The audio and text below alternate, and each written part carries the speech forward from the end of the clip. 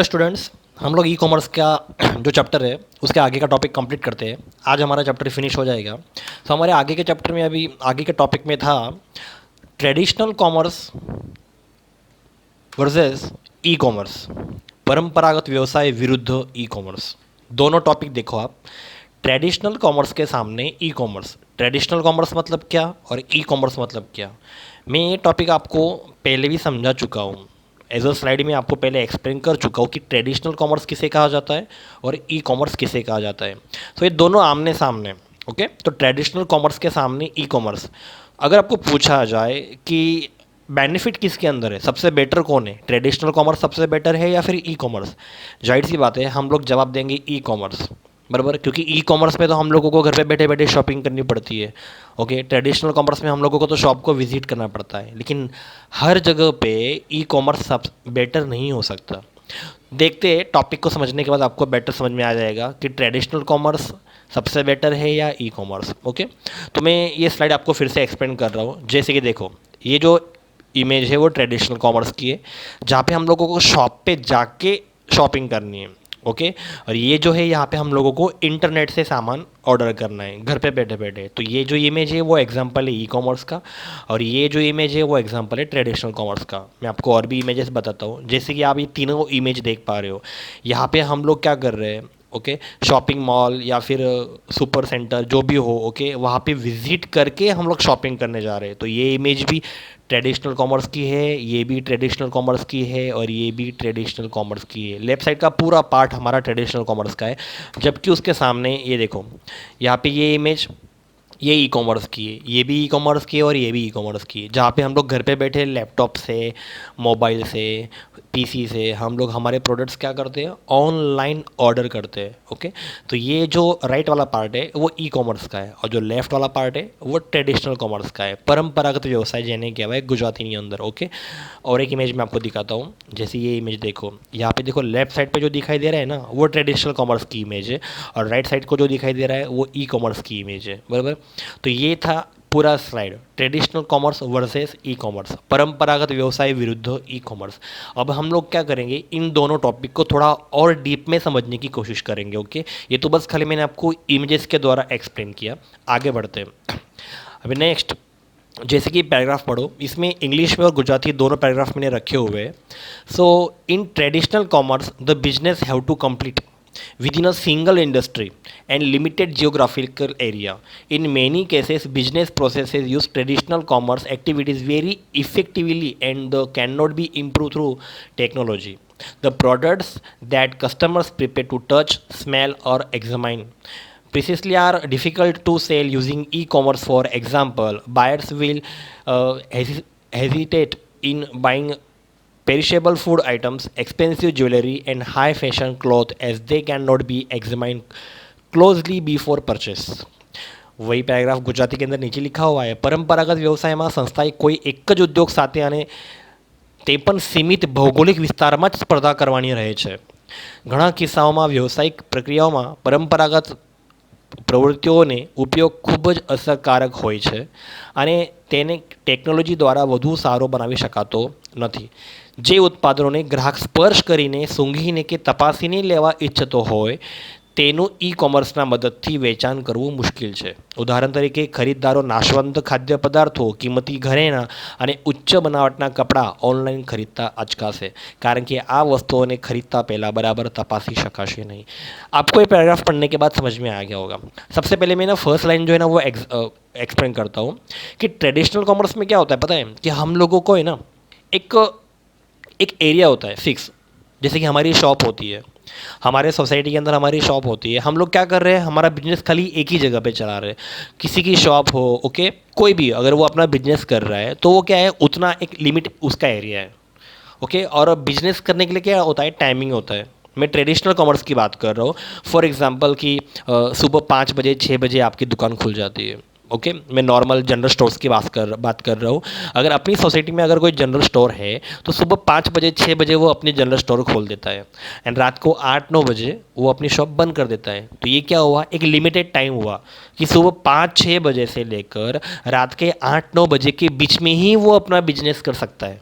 बराबर। और उसकी शॉपशिप कहाँ पे चल रही है, उसके सोसाइटी के अंदर ही चल रही है, उसके एक जियोग्राफिकल एरिया लिमिटेड होता है, बराबर। तो उसकी शॉप में आने वाले कस्टमर्स कहाँ से होंगे, एक तो उसके सोसाइटी के होंगे, थोड़े दूर से आएंगे, बराबर। तो ये हो गया ट्रेडिशनल के अंदर, बराबर। पूरी नाइट तो वो अपनी दुकान चलाता नहीं है, मैं बात कर रहा हूँ ट्रेडिशनल की। जबकि ई कॉमर्स में ऐसा बिल्कुल नहीं है। ई कॉमर्स में क्या है, बिजनेस करने का कोई टाइम लिमिटेशंस नहीं है। आप 24 आवर सातों के सातों दिन अपना बिजनेस इंटरनेट पे ऑनलाइन कर सकते हो। अगर ट्रेडिशनल कॉमर्स की बात करूँ तो संडे के दिन कोई कोई शॉप बंद रहती है, बराबर। या फिर उन लोगों ने बोर्ड मार के रखा होता है कि इतने इतने टाइम के अंदर ही हम लोग शॉप ओपन कर सकते हैं, रेडी। हर संडे को दिन क्या होता है कि शॉप बंद होती है, मेडिकल्स बंद होते हैं, जो भी होगा, ओके। लेकिन क्या होता है, ई कॉमर्स में ऐसा नहीं है। ई कॉमर्स में कभी भी बिजनेस बंद नहीं होता, 24 आवर 7 डेज हमारा ई कॉमर्स में बिजनेस चलता है। आपको अगर रात को 2 बजे 3 बजे अगर कोई प्रोडक्ट ऑनलाइन ऑर्डर करना है तो आप कर सकते हो। लेकिन ट्रेडिशनल कॉमर्स में रात को 2-3 बजे कौन सी दुकान खुली रहेगी, बिल्कुल नहीं। तो ये जो डिफरेंसेस है ना, वो हम लोगों को देखने हैं ट्रेडिशनल कॉमर्स और ई कॉमर्स के अंदर। मैं कुछ चीज़ें आपको दिखाता हूँ, जैसे कि फॉर एग्जांपल ज्वेलरी। अगर आप लोगों को ज्वेलरी ऑर्डर करनी है तो आप थोड़ा सोचो, ज्वेलरी आप ऑनलाइन ऑर्डर करोगे या फिर ट्रेडिशनल कॉमर्स मतलब लाइक शॉप पे जाना पसंद करोगे। क्योंकि ज्वेलरी ये एक्सपेंसिव होती है, बहुत महंगी होती है। कोई भी पर्सन जब ज्वेलरी परचेस करने के लिए जाएगा तो जाहिर सी बात है वो शॉप पे ही विजिट करेगा।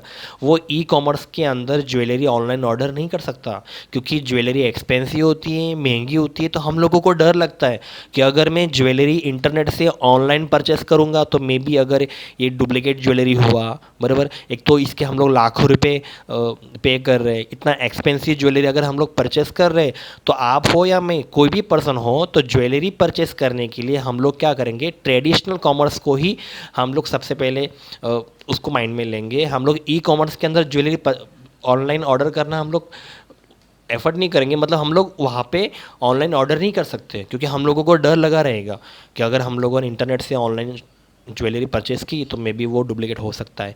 तो इसके लिए ट्रेडिशनल कॉमर्स ये सबसे बेटर ऑप्शन है। उसके बाद देखो, अगर हम लोगों को अगर टीवी ऑर्डर करना है, स्मार्ट टीवी ऑर्डर करना है, या फिर अगर हम लोगों को लैपटॉप ऑर्डर करना है, ये सारी चीज़ें जिसकी मैं फ़ोटो दिखा रहा हूँ ना, ये सारी चीज़ें ऐसी जिसको हम लोग ट्रेडिशनल कॉमर्स के अंदर ही परचेस करना पसंद करते हैं। लैपटॉप के अंदर क्या है कि आप फिजिकली चेक कर सकते हो शॉप पे जाके कि लैपटॉप में कोई प्रॉब्लम तो नहीं ना, मैं आपको ये सारी चीज़ें पहले बता चुका हूँ।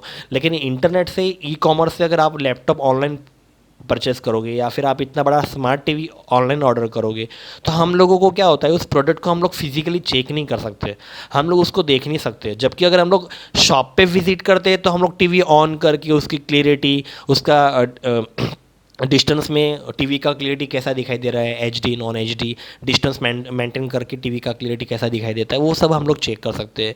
लैपटॉप की फीचर्स हम लोग चेक कर सकते हैं, लैपटॉप को हम लोग फिजिकली चेक कर सकते हैं। शॉप पे जाके ज्वेलरी खरीदते तो हम लोग ज्वेलरी को हाथ में चेक करके देख सकते हैं कि किस टाइप का ज्वेलरी है। तो ये सारी चीज़ों के लिए हम लोगों को क्या करना पड़ता है, शॉप को विजिट करना पड़ता है। ये सारी चीज़ें हम लोग ऑनलाइन ऑर्डर कर तो सकते हैं, मेरा ऐसा बिल्कुल नहीं कहना कि हम लोग ये ऑनलाइन ऑर्डर नहीं कर सकते, लेकिन हमारे मन में डर लगा रहता है। क्यों? क्योंकि ये सारी चीज़ें बहुत एक्सपेंसिव है। उसके बाद देखो, फूड्स खाने के लिए भी हम लोग क्या करते हैं, शॉप पे ही विजिट करना बेटर पसंद करते हैं। ओके, ऑनलाइन ऑर्डर करेंगे, वो खाना कैसा होगा, क्या होगा, हम लोगों को क्या पता। जबकि हम लोग शॉप पे जाते हैं तो हम लोग ऑर्डर करते हैं तो हमारे सामने खाना बनता है। ओके, तो वो क्या है, इसके लिए भी मतलब क्या है, कभी कभी मान लो कि कल का पड़ा हुआ खाना भी अगर आप लोगों को ऑनलाइन ऑर्डर कर दिया जाए, है ना, तो क्या होता है कि ऑनलाइन फूड्स अगर हम लोग ऑर्डर करते हैं तो उसमें भी हमारे मन में डर लगा रहता है कि यार ये खाना फ्रेश होगा या नहीं। तो ये सारी चीज़ें क्या होती है, ट्रेडिशनल कॉमर्स के अंदर सबसे बेटर है। उसके बाद देखो, मैं आपको बता रहा था लैपटॉप को आप लोग शॉप में जाके फिजिकली चेक कर सकते हो, ये उसका एग्जांपल है। जबकि अगर आप ऑनलाइन लैपटॉप ऑर्डर करते हो तो आप उसको फिजिकली तो चेक कर ही नहीं सकते हो। उसके बाद और एक ऑप्शन, यस देखो, अगर हम लोगों को कपड़े लेने हैं तो हम लोग क्या करते हैं, शॉप पे जाते हैं और वहाँ पे ट्रायल, बराबर, चेंजिंग रूम होता है, वहाँ पे हम लोग कपड़े ट्राई करते हैं, चेंज करते हैं। अगर मुझे जीन्स लेनी तो मैं वहाँ पे ट्राई करके देखूंगा, मुझे अगर टी शर्ट लेनी तो मैं वहाँ पे ट्राई करके देखूंगा। तो ये तो हुआ ट्रेडिशनल कॉमर्स का एग्जांपल। तो हम लोगों को पता चलता है ना फिटिंग क्या है, टी शर्ट फिटिंग हो रही है, लूज़ हो रही है, जीन्स फिटिंग में आ रही है कि नहीं आ रही है। तो हम लोग वहाँ पर ही क्या करते हैं, उसको रिटर्न कर देते हैं, या फिर जो भी हम लोगों को परफेक्ट फिटिंग में आ रहा है तो हम लोग परचेस करते हैं। जबकि ई कॉमर्स में क्या होता है कि हम लोग कपड़े ट्राई नहीं कर सकते, क्योंकि वहाँ पर सिर्फ उन लोगों ने साइज मैंशन करके रखी होती है कि आपको लार्ज चाहिए, एक्स्ट्रा लार्ज चाहिए, मीडियम चाहिए, तो बस कुछ नहीं, हम लोगों को उसके हिसाब से ही टी शर्ट ऑर्डर करना होता है। और इसकी क्या गारंटी कि फॉर एग्जांपल कि अगर मैं मीडियम साइज़ का टी शर्ट यूज़ करता हूँ और अगर मैं इंटरनेट से मीडियम साइज़ का टी शर्ट ऑर्डर करूँगा ऑनलाइन और घर पे आने के बाद वो टी शर्ट मुझे परफेक्ट ही होगा, इसकी क्या गारंटी। मीडियम साइज का टी शर्ट भी मुझे लूज़ हो सकता है या फिर फिट हो सकता है।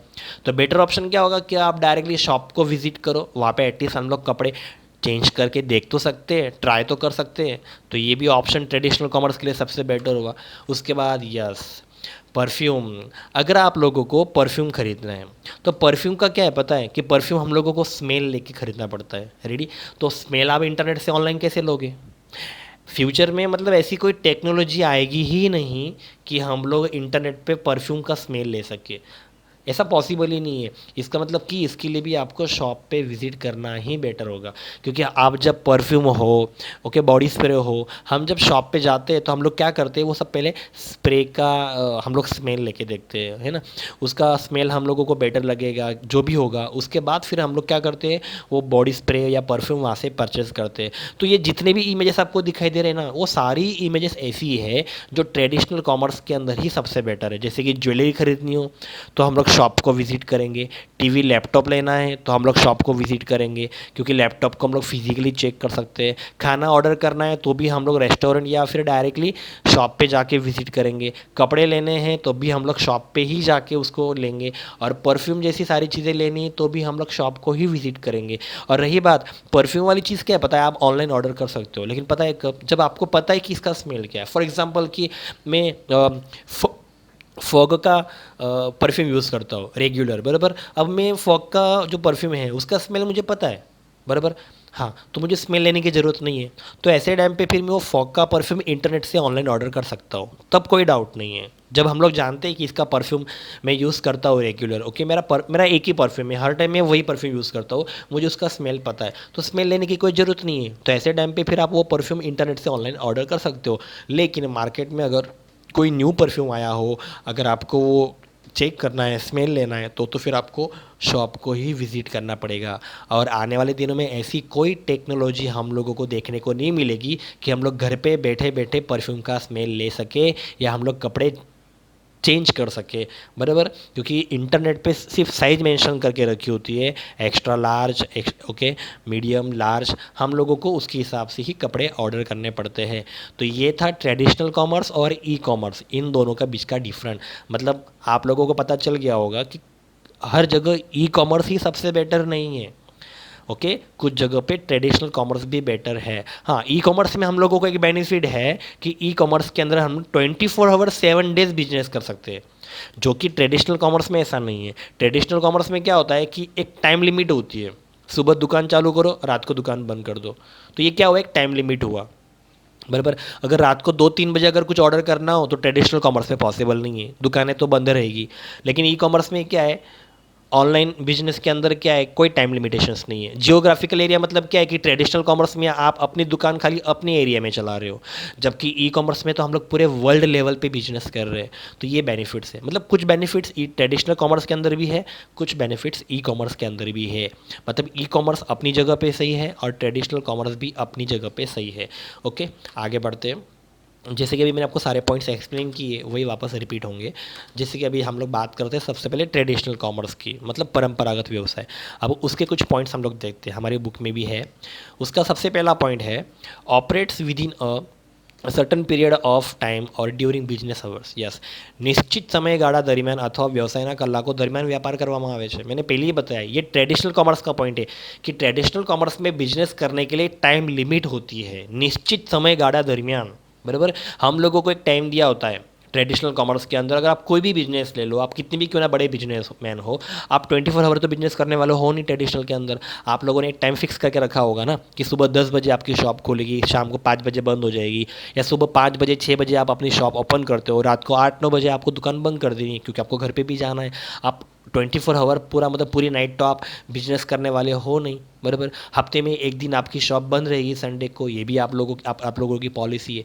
तो ये क्या हो गया, ट्रेडिशनल कॉमर्स का पॉइंट हुआ, बराबर। उसके बाद अगला point, no sharing of information with competitors हरीफों समक्ष माहिती वेचवी पड़ती नहोती। ट्रेडिशनल कॉमर्स के अंदर क्या होता है पता है कि हम लोगों को है ना, जो कस्टमर्स आते हैं ना, उसके सामने ना इन्फॉर्मेशन हम लोगों को शेयर नहीं करनी पड़ती। क्यों? क्योंकि प्रोडक्ट उनके सामने होता है। उन लोगों को परचेस करना है नहीं करना है उनकी मर्जी। ओके, हम लोगों को क्या करना होता है, खाली प्रोडक्ट्स उनके सामने रख देना होता है।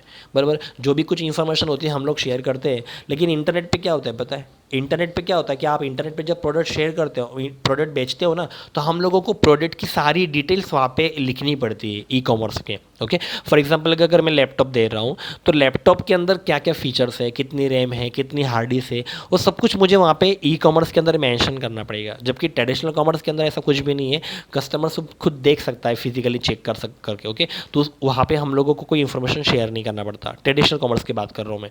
उसके बाद अगला पॉइंट है hiring of sales person, sales manager and many more. Yes, વેચાણ અધિकारी, વેચાણ વહીવટકાર અને એવી अन्य व्यक्तियों की निमणूक। ट्रेडिशनल कॉमर्स के अंदर अगर शॉप चलाना है तो मेरा अकेले का काम नहीं है।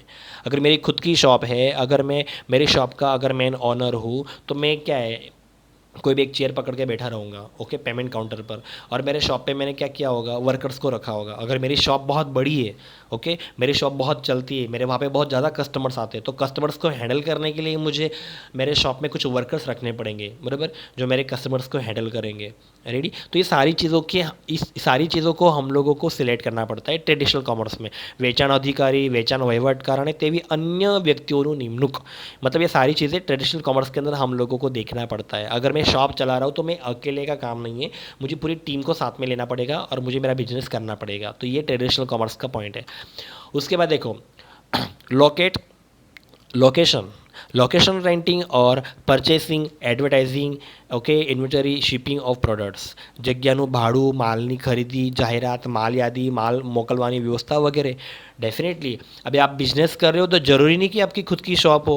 कभी कभी ऐसा भी होता है कि आप रेंट पे आप लोगों ने शॉप लिया हुआ हो, मतलब आपका बिजनेस तो चल रहा है लेकिन आपको उसका रेंट भी देना पड़ रहा है।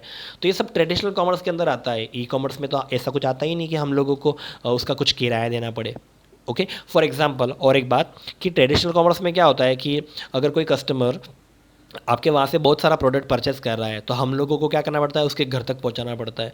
तो उसका जो व्यवस्था है वो भी हम लोगों को ही करना पड़ता है। Shipping, okay, shipping of products. तो ये सारे पॉइंट्स है ना ट्रेडिशनल कॉमर्स किया। आप समझने की कोशिश करो, જગ્યાનું ભાડું, लोकेशन रेंटिंग।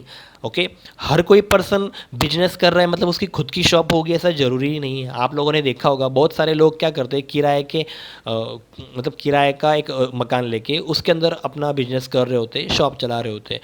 तो ये जो सारे पॉइंट्स मैं आपको दिखा रहा हूँ ना, ये सारे पॉइंट्स किसके, ट्रेडिशनल के, ओके, परंपरागत व्यवसाय के। इसके अंदर क्या होता है कि हम लोग बिजनेस करने का एक टाइम लिमिट होता है। ओके, तो ये हो गए हमारे ट्रेडिशनल कॉमर्स के पॉइंट्स। उसके बाद आगे बढ़ते हैं। ट्रेडिशनल कॉमर्स के बाद फिर आगे जो पॉइंट्स आएंगे वो होंगे ई कॉमर्स के। ओके, अभी ई कॉमर्स के अंदर क्या है कि advertising of the product is done electronically. Yes, उत्पादनની જાહેરાત ઇલેક્ટ્રોનિક संसाधन द्वारा થાય છે। डेफिनेटली उसके पॉइंट्स ही हम लोगों को पता चलता है कि ये मुद्दा ई कॉमर्स का होगा। हम लोगों को अगर हमारे प्रोडक्ट की अगर एडवर्टाइजिंग करनी तो हम लोग क्या करेंगे, इंटरनेट से ही करेंगे।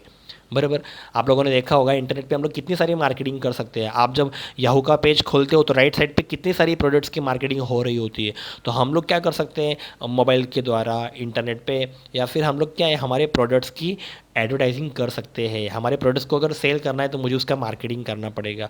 तो ये जो मुद्दा है, ये जो टॉपिक है वो ई कॉमर्स का है। उसके बाद customers can browse through products catalogue and available offers. ઉત્પાદનની સૂચિ અને ઉપલબ્ધ યોજનાઓ વિશે ગ્રાહકને जानकारी આપી શકાય છે। डेफिनेटली यहाँ पे क्या होता है कि एक कैटलॉग होता है। इंटरनेट पे जब आप ऑनलाइन कुछ परचेस करते हो वहाँ पे कुछ कैटेगरीज होती है ना। हाँ, तो हम लोगों को सारी कैटेगरीज कस्टमर के सामने रखनी पड़ती है काफ़ी अच्छे से। मतलब हम लोगों को इंटरनेट के ऊपर हमारी वेबसाइट का इंटरफेस इतना इजी रखना पड़ता है कि कोई भी कस्टमर जब हमारी वेबसाइट को विजिट करेगा तो उसको समझ में आना चाहिए।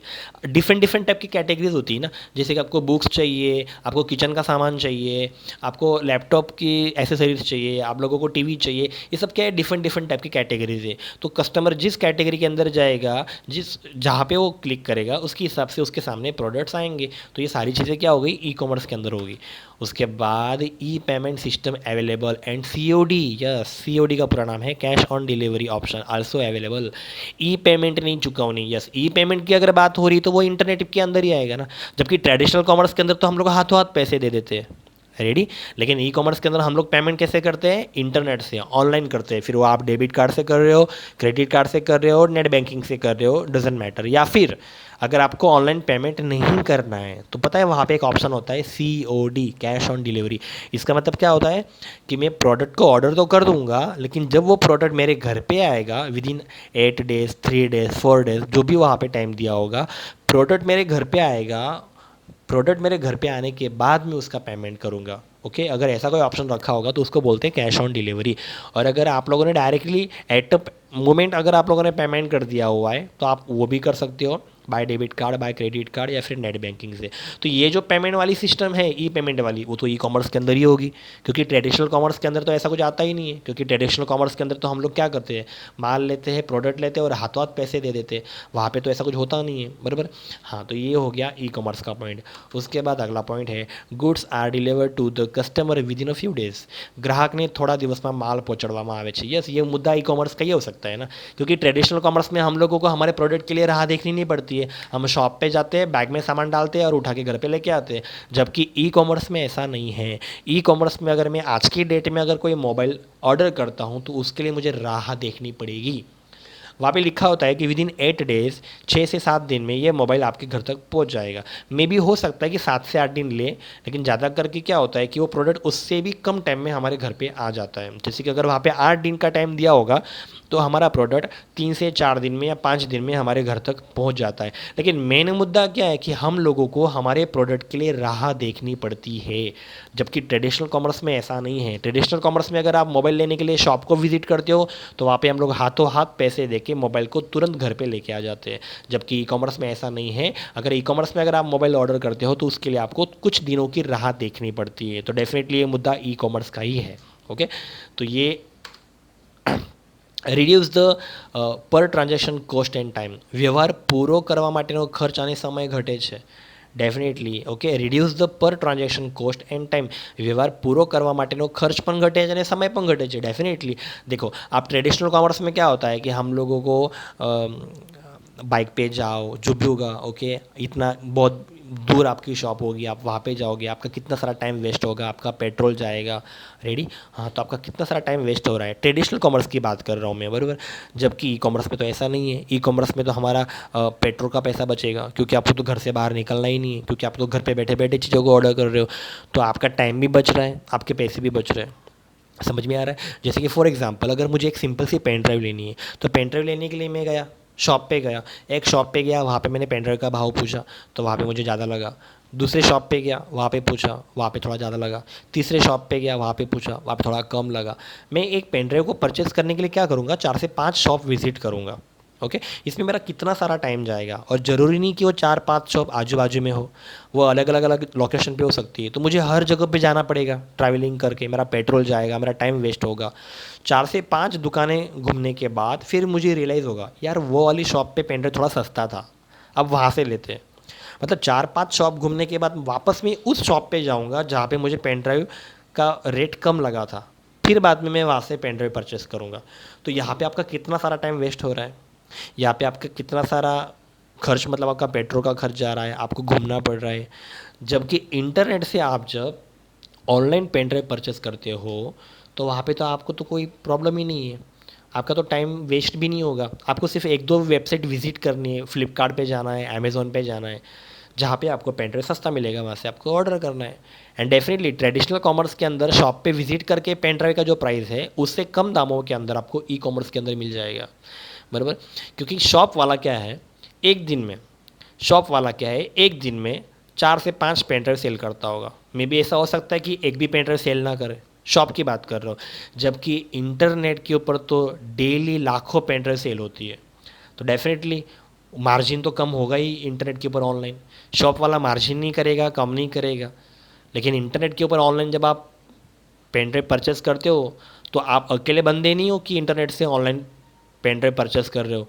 एट द मोमेंट इंडिया से, ऑल ओवर वर्ल्ड में से कितने सारे लोग उस पेन ड्राइव को परचेस कर रहे होंगे. तो इंटरनेट से क्या होता है, एट अ मोमेंट एक टाइम पे लाखों पेन ड्राइव सेल होती है. इसलिए वो क्या करते हैं, अपने पेन ड्राइव का प्राइस कम कर देते हैं. तो उनको बेनिफिट तो होता ही है, साथ में हमें भी होता है. तो ये हो गए ई कॉमर्स के पॉइंट. तो ट्रेडिशनल कॉमर्स के पॉइंट्स भी हम लोगों ने देख लिए, ई कॉमर्स के पॉइंट्स भी हम लोगों ने देख लिए. ओके, आगे बढ़ते हैं। अभी देखो ये इमेज आपको दिखाई दे रही है, ई कॉमर्स इन इंडिया। अभी ये पॉइंट पता है क्या है कि भारत में ई कॉमर्स मतलब इंडिया के अंदर ई कॉमर्स का क्या क्रेज़ है। हम लोगों ने अभी तक जो 2 स्लाइड देखी है वो क्या थी पता है, मैं आपको सिर्फ डिफरेंट बता रहा था कि ट्रेडिशनल कॉमर्स में और ई कॉमर्स में क्या डिफरेंट है। मैंने कुछ मुद्दे आपको ट्रेडिशनल कॉमर्स के दिखाए, मैंने आपको कुछ मुद्दे ई कॉमर्स के दिखाए, लेकिन अभी हम लोगों को इस स्लाइड में देखना है कि इंडिया के अंदर ई कॉमर्स की क्या ग्रोथ है, क्या लेवल है। जैसे कि अभी ये पॉइंट पढ़ते हैं, ઇન્ટરનેટ ભારતના ગ્રામ્ય વિસ્તારમાં પણ પહોંચી ચૂકી હોવાથી ત્યાંના લોકોની જીવન પદ્ધતિ, વપરાશની ગુણવત્તા અને જથ્થો તથા વિચારધારામાં આમૂલ પરિવર્તન આવ્યું છે. As the internet has reached the rural parts of India, a drastic change is observed in their lifestyles.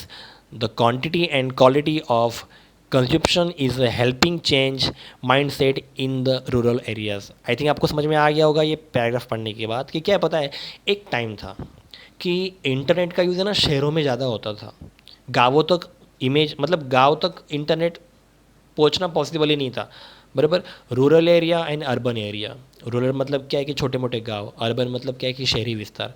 तो उसमें क्या था पता है कि पहले एक टाइम ऐसा था कि सिर्फ सिटी में रहने वाले लोग ही इंटरनेट का यूज़ कर पाते थे, छोटे मोटे गांव के अंदर इंटरनेट पहुंच ही नहीं पाता था।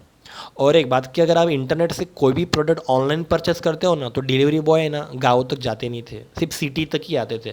लेकिन अभी ऐसा नहीं है, अभी छोटे मोटे गाँवों तक भी इंटरनेट पहुंच चुका है, और इंटरनेट गांव तक पहुंचने की वजह से गांव में रहने वाले लोगों की लाइफस्टाइल भी चेंज हो गई है। इसका मतलब कि अभी सिटी और गांव दोनों में कोई डिफरेंट नहीं रहा। अभी गांव में रहने वाले लोगों को भी पता चल गया है कि इंटरनेट क्या होता है।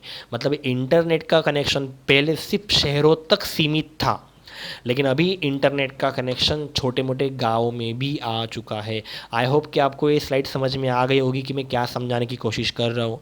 मुझे सिर्फ आपको एक टॉपिक समझाना है कि इंडिया के अंदर ई कॉमर्स का क्या लेवल है। एक्चुअली ये स्लाइड से तो ये क्लियर नहीं होता है, बस बता रहा हूँ कि हमारे इंडिया के अंदर जो छोटे मोटे गांव है वहाँ तक भी इंटरनेट का कनेक्शन पहुँच चुका है।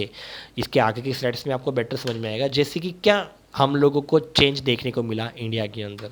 जैसे कि देखते हैं भारत में ई कॉमर्स टॉपिक कंटिन्यू है। जैसे कि इंटरनेटનું જોડાણ ब्रॉडबैंड और 3G પેઢી मतलब 3G। देखो अभी तो 5G तक आ चुका है, लेकिन हमारा ये सिलेबस काफ़ी ओल्ड है, बराबर। जब 3G 4G चल रहा था, 4G पे वर्क चल रहा था, 3G मार्केट में आ चुका था, तब का सिलेबस है, तो मुझे तो बुक के हिसाब से ही पढ़ाना पड़ेगा। जबकि अभी की अगर बात करूँ लेटेस्ट टेक्नोलॉजी तो 5G भी मार्केट में आ चुका है। तो अभी हम लोग इस पॉइंट को समझते हैं। इंटरनेटનું જોડાણ બ્રોડબેન્ડ અને 3G પેઢી, 3Gની સેવાઓ લેપટોપ, સ્માર્ટફોન, ટેબ્લેટ અને ડોંગલ જેવી તકનિકી સરળતામાં થયેલો વધારો, बराबर। इंग्लिश में वापस रिपीट करता हूँ। The growth of technology facilitators such as a internet connections, broadband and 3G services, laptop, smartphones, tablet and dongles. Yes, India के अंदर गांव में रहने वाले लोगों को भी पता चल गया है कि लैपटॉप क्या होता है, स्मार्टफोन क्या होता है, टैबलेट क्या होता है, डोंगल क्या होता है। मतलब ये सारी चीज़ों का इंडिया के अंदर काफ़ी ज़्यादा ग्रोथ हो रहा है, वधारो, बराबर। द ग्रोथ ऑफ टेक्नोलॉजी, इन सारी टेक्नोलॉजीज़ के अंदर हमारा इंडिया अव्वल है, एक नंबर पे है, आगे है, बराबर।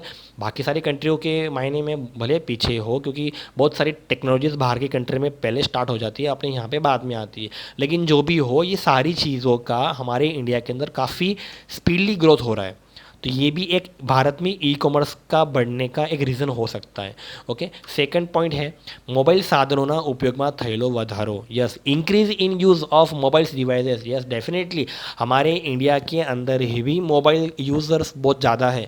अगर कोई भी नया मोबाइल मार्केट में लॉन्च होता है, एप्पल का नया मोबाइल हो या फिर वन प्लस का जो भी हो, जैसे ही वो आज की डेट में लॉन्च होता है तो लोग उसको परचेस करने के लिए निकल पड़ते हैं। तो हमारे इंडिया के अंदर मोबाइल्स यूज़ करने का जो क्रेज़ है वो भी सबसे ज़्यादा है, मोबाइल्स यूज़र सबसे ज़्यादा है। ओके, इंक्रीज़ हो रहा है।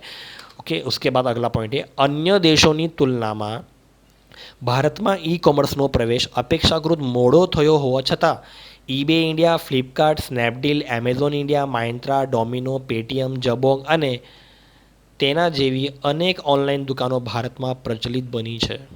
देखो, हमारे इंडिया के अंदर ई कॉमर्स की शुरुआत भले लेट हुई हो, क्योंकि ई कॉमर्स बाहर की कंट्री में सबसे पहले स्टार्ट हो चुका था, वही लिखा है। तो the penetration of e-commerce is low in India as compared to the other countries. There are a lot of online stores in India which are becoming quite popular like eBay India, Flipkart, Snapdeal, Amazon India, Myntra, Domino, Paytm, Jabog and many more. इस paragraph को आपको समझ में आया? ये paragraph का कहने का मतलब ये है कि हमारे देश में ई कॉमर्स की शुरुआत भले सबसे लेट हुई हो, लेकिन फिर भी अगर सर्वे किया जाए तो इंडिया के अंदर ई कॉमर्स का बिजनेस बाकी सारी कंट्रियों से मुकाबले सबसे ज़्यादा चलता है. मतलब इंडिया एकमात्र एक ऐसी कंट्री है जहाँ पे ई कॉमर्स के अंदर बिजनेस सबसे ज़्यादा होता है. भले हमारे इंडिया के अंदर ई कॉमर्स सबसे लेट शुरू हुआ हो, अगर आज इंडिया को अगर आप बाकी सारे कंट्रीज़ के साथ अगर कंपेयर करोगे तो आपको पता चलेगा सर्वे करने के बाद कि इंडिया के अंदर ई कॉमर्स का बिजनेस सबसे ज़्यादा चलता है. और ये जो सारी वेबसाइट्स के नाम लिखे हैं ना, ये सारी वेबसाइट्स हमारी इंडिया के अंदर काफ़ी अच्छा खासा बिजनेस कर रही है बाकी सारे कंट्रियों से भी ज़्यादा. ईबे इंडिया हो गया, फ्लिपकार्ट हो गया, स्नैपडील हो गया, अमेजोन इंडिया हो गया, माइंत्रा, डोमिनो, पेटीएम, जबोंग, ये टोटली सारी वेबसाइट्स इंडिया के अंदर काफ़ी अच्छा खासा बिजनेस कर रही है. हमारा टॉपिक क्या था? भारत में ई कॉमर्स. मतलब मैं आपको वही समझाने की कोशिश कर रहा हूँ कि ई कॉमर्स का भारत में क्या लेवल है. आई थिंक ये सारे पॉइंट्स पढ़ने के बाद आपको आइडिया आ गया होगा कि ई कॉमर्स का इंडिया के अंदर क्या क्रेज़ है. टॉपिक अभी भी कंटिन्यू है, ख़त्म नहीं हुआ है. ओके, वही टॉपिक चल रहा है. भारत में e commerce in India. Yes, COD पूरा फुल फॉर्म है कैश ऑन डिलीवरी. ओके, ये क्वेश्चंस बोर्ड के एग्जाम में पूछा गया है. COD का पूरा नाम है cash on delivery. Cash on delivery ભારતમાં ચૂકવણી માટેની સૌથી વધુ લોકપ્રિય પદ્ધતિ છે. લગભગ 80% ભારતીય ઈ કોમર્સ વ્યવસાય માલ મેળવતી વખતે તત્કાલ ચૂકવણીની સુવિધાનો ઉપયોગ કરે છે. COD cash on delivery is the most preferred payment method in India. Almost 80% of Indians e commerce business uses cash on delivery mechanism. समझ में आया आपको? इंडिया के अंदर ई कॉमर्स तो चलता ही है, लेकिन 80% लोग ऐसे हैं जो ऑनलाइन पेमेंट नहीं करते हैं. Okay, debit card, credit card, net banking, online payment नहीं करते. आप हो या मैं, हम लोग क्या करेंगे? यही सोचेंगे कि भाई मुझे ऑनलाइन पैसा नहीं चुकाना है, प्रोडक्ट मेरे घर पे आएगा, मैं देखूंगा, चेक करूंगा, मुझे अच्छा लगेगा तब मैं पैसे दूंगा. मतलब हम लोग पेमेंट करने की सिस्टम कौन से रखते हैं? COD, cash on delivery. Cash on delivery का मतलब पता है क्या है? कि 8 दिन, 4 दिन, 5 दिन, जो भी आपका टाइम पीरियड होगा, उतने दिनों में जब आपका ऑर्डर किया हुआ प्रोडक्ट आपके घर पे आएगा, प्रोडक्ट को घर पे आने के बाद आपको पैसे चुकाना है. मतलब आपको शुरुआत में पैसे चुकाना नहीं है. सामान घर पे आने के बाद, प्रोडक्ट घर पे आने के बाद जो पैसे चुकाए जाते हैं उसे बोलते हैं कैश ऑन डिलीवरी. तो हमारे इंडिया के अंदर 80% लोग ऐसे हैं जो COD ऑप्शन यूज़ करते हैं. डेफिनेटली आप भी वही करते होंगे, मैं भी वही करता हूँ, क्योंकि ऑनलाइन पेमेंट करना हम लोगों को थोड़ा डर लगा रहता है कि अगर मैंने पेमेंट कर दिया और प्रोडक्ट मेरे घर पर पहुँचा, नहीं पहुँचा, इसकी क्या गारंटी. इसलिए बेटर होगा कि हम लोग प्रोडक्ट ऑर्डर तो कर देते हैं लेकिन पैसा नहीं देते. पैसा हम लोग कब देंगे? जब प्रोडक्ट मेरे घर पे आएगा तब. ओके, प्रोडक्ट नहीं आता है तो नहीं आए, उसमें हमारा कौन सा नुकसान होगा, क्योंकि हम लोगों ने तो पैसे दिए हुए हैं नहीं, क्योंकि पैसे हम तो घर पे आने के बाद देने वाले. तो वहाँ पे हम लोगों को ये ऑप्शन चॉइस करना पड़ता है, COD, कैश ऑन डिलीवरी. तो याद रखना, बोर्ड के एग्जाम के लिए मोस्ट इम्पोर्टेंट पॉइंट है. बहुत बार पूछा गया है कि इंडिया के अंदर कितने % लोग cash on delivery option use करते हैं. तो आपको याद रखना है 80%. ओके, तो यहाँ पे हमारा ये टॉपिक फिनिश होता है. ओके, चलो, इंडिया के अंदर ई कॉमर्स का क्या क्रेज़ है वो मैंने आपको समझा दिया, सारे पॉइंट्स मैंने समझा दिए, बुक में ये सारे पॉइंट्स लिखे हुए हैं. अभी हमारे आते हैं अगले टॉपिक पे कि ई कॉमर्स का फ़ायदा, advantages of e commerce. Okay, आगे पढ़ने से पहले आप लोगों को आइडिया आ गया होगा कि ई कॉमर्स के तो बहुत सारे बेनिफिट्स हैं, बहुत सारे एडवांटेजेस हैं. जैसे कि क्या क्या? सबसे पहला एडवांटेज है અવિરત સમય 24 અવર 7 दिन माटेनी व्यापार व्यवस्था. Conduct business 24/7. इसका मतलब समझ में आया आपको कि इंटरनेट पे बिजनेस करने के लिए या इंटरनेट से खरीदी करने के लिए कोई टाइम लिमिटेशंस नहीं है. आप 24 घंटे, सातों के सातों दिन आप इंटरनेट पे बिजनेस करना चाहो तो बिजनेस भी कर सकते हो, और अगर आपको इंटरनेट से कुछ ऑर्डर करना है तो आप ऑर्डर भी कर सकते हो. देखो, अगर मैं रात को 2 बजे अगर ऑर्डर करना चाहूँ ना तो ऑर्डर कर सकता हूँ, लेकिन ये ज़रूरी नहीं कि वो 2 बजे मेरे घर पे आए। ओके, वो ऑर्डर कर सकता हो, खाली वो आने का होगा तो अपने टाइम पे ही आएगा, बराबर। तो ये है हमारा ई कॉमर्स का सबसे बड़ा बेनिफिट। अविरत समय 24 आवर सातों के सातों दिन व्यापार कर सकते हैं, जबकि ट्रेडिशनल कॉमर्स में ये बेनिफिट नहीं है। वहाँ पे टाइम लिमिट होती है, सुबह 7-8 बजे दुकान खोलो, रात को 8 बजे बंद कर दो, 12 घंटे 13 घंटे दुकान चलाते हैं। उसके बाद हम लोगों को हमारा बिजनेस बंद करना पड़ता है। जबकि ई कॉमर्स में बिजनेस करने के लिए ऐसी कोई टाइम लिमिटेशंस नहीं है। आप 24 आवर सातों के सातों दिन, इवन आप संडे के दिन भी अपना बिजनेस कर सकते हो। तो ये हो गया हमारा ई कॉमर्स का सबसे बड़ा और सबसे पहला बेनिफिट। दूसरा बेनिफिट, ओछो खर्च, डेफिनेटली लोअर कॉस्ट। अगर आप ऑनलाइन अगर परचेस कर रहे हो तो आपको तो घर से बाहर निकलना है ही नहीं, तो डेफिनेटली आपका खर्चा कम हुआ। ट्रेडिशनल कॉमर्स में हम लोगों को क्या करना पड़ता है, ट्रैवलिंग करना पड़ता है। मैंने आपको पहले ही समझाया, हमारा कितना सारा पेट्रोल जाएगा, कितना सारा घूमना पड़ता है, हमारा टाइम वेस्ट होगा। जबकि इंटरनेट पे तो ऐसा है ही नहीं। और डेफिनेटली ट्रेडिशनल कॉमर्स के मुकाबले ई कॉमर्स से अगर आप परचेस करोगे तो आपको प्रोडक्ट सस्ती पड़ेगी। मैंने आपको कैसे सस्ती पड़ती मैंने वो भी समझाया, क्योंकि उसका मार्जिन बहुत ज़्यादा होता है। इंटरनेट से आप कोई पेन ड्राइव परचेस करते हो तो आपको सस्ती ही पड़ेगी, क्योंकि एट अ मोमेंट उस टाइम पे कितने सारे लोग उस पेन ड्राइव को परचेस करेंगे, तो डेफिनेटली उसका मार्जिन वो लोग कम करेंगे ही। और ट्रेडिशनल कॉमर्स में क्या होता है कि पेन ड्राइव की प्राइस वो पर्सन कम नहीं करेगा, हम लोगों को उतनी प्राइस में वो लेनी पड़ती है। तो ये है ओछो खर्च, लोअर कॉस्ट। यस, तो ये भी हमारा एक बेनिफिट हुआ। तीसरा बेनिफिट, यस, सरहद के भौगोलिक मर्यादाओं अभाव, no boundaries of geographical limitations. Internet पे बिजनेस करने के लिए कोई जियोग्राफिकल एरिया की कोई मतलब लिमिट नहीं है, आप ऑल ओवर वर्ल्ड में बिजनेस कर सकते हो। ट्रेडिशनल कॉमर्स में मैंने बताया आपको कि आप आपकी दुकान खाली अपने लिमिटेशंस एरिया बस अपने सोसाइटी में चला रहे हो, और आपके दुकान पे आने वाले कस्टमर्स खाली कौन से होंगे, आपके सोसाइटी के होंगे, आजू बाजू के होंगे, थोड़ा दूर से आएंगे और कुछ नहीं। लेकिन इंटरनेट पे तो ऐसा नहीं है, इंटरनेट पे तो आपके कस्टमर्स ऑल ओवर वर्ल्ड के होंगे। मतलब क्या होगा कि ई कॉमर्स के अंदर हम लोग हमारा बिजनेस पूरे वर्ल्ड लेवल पे कर सकते हैं। ओके, इंडिया ही नहीं, खाली आप इंडिया के प्रोडक्ट्स आउट ऑफ कंट्री के बाहर भी भेज सकते हो। ओके, अगर आपको बाहर की कंट्री के प्रोडक्ट्स अपने इंडिया में परचेस करने तो वो भी पॉसिबल है। मतलब क्या है कि बिजनेस करने की कोई टाइम लिमिटेशंस है ही नहीं, जियोग्राफिकल एरिया की कोई लिमिटेशंस नहीं है। तो ये हमारे लिए सबसे बड़ा बेनिफिट हुआ ई कॉमर्स के अंदर।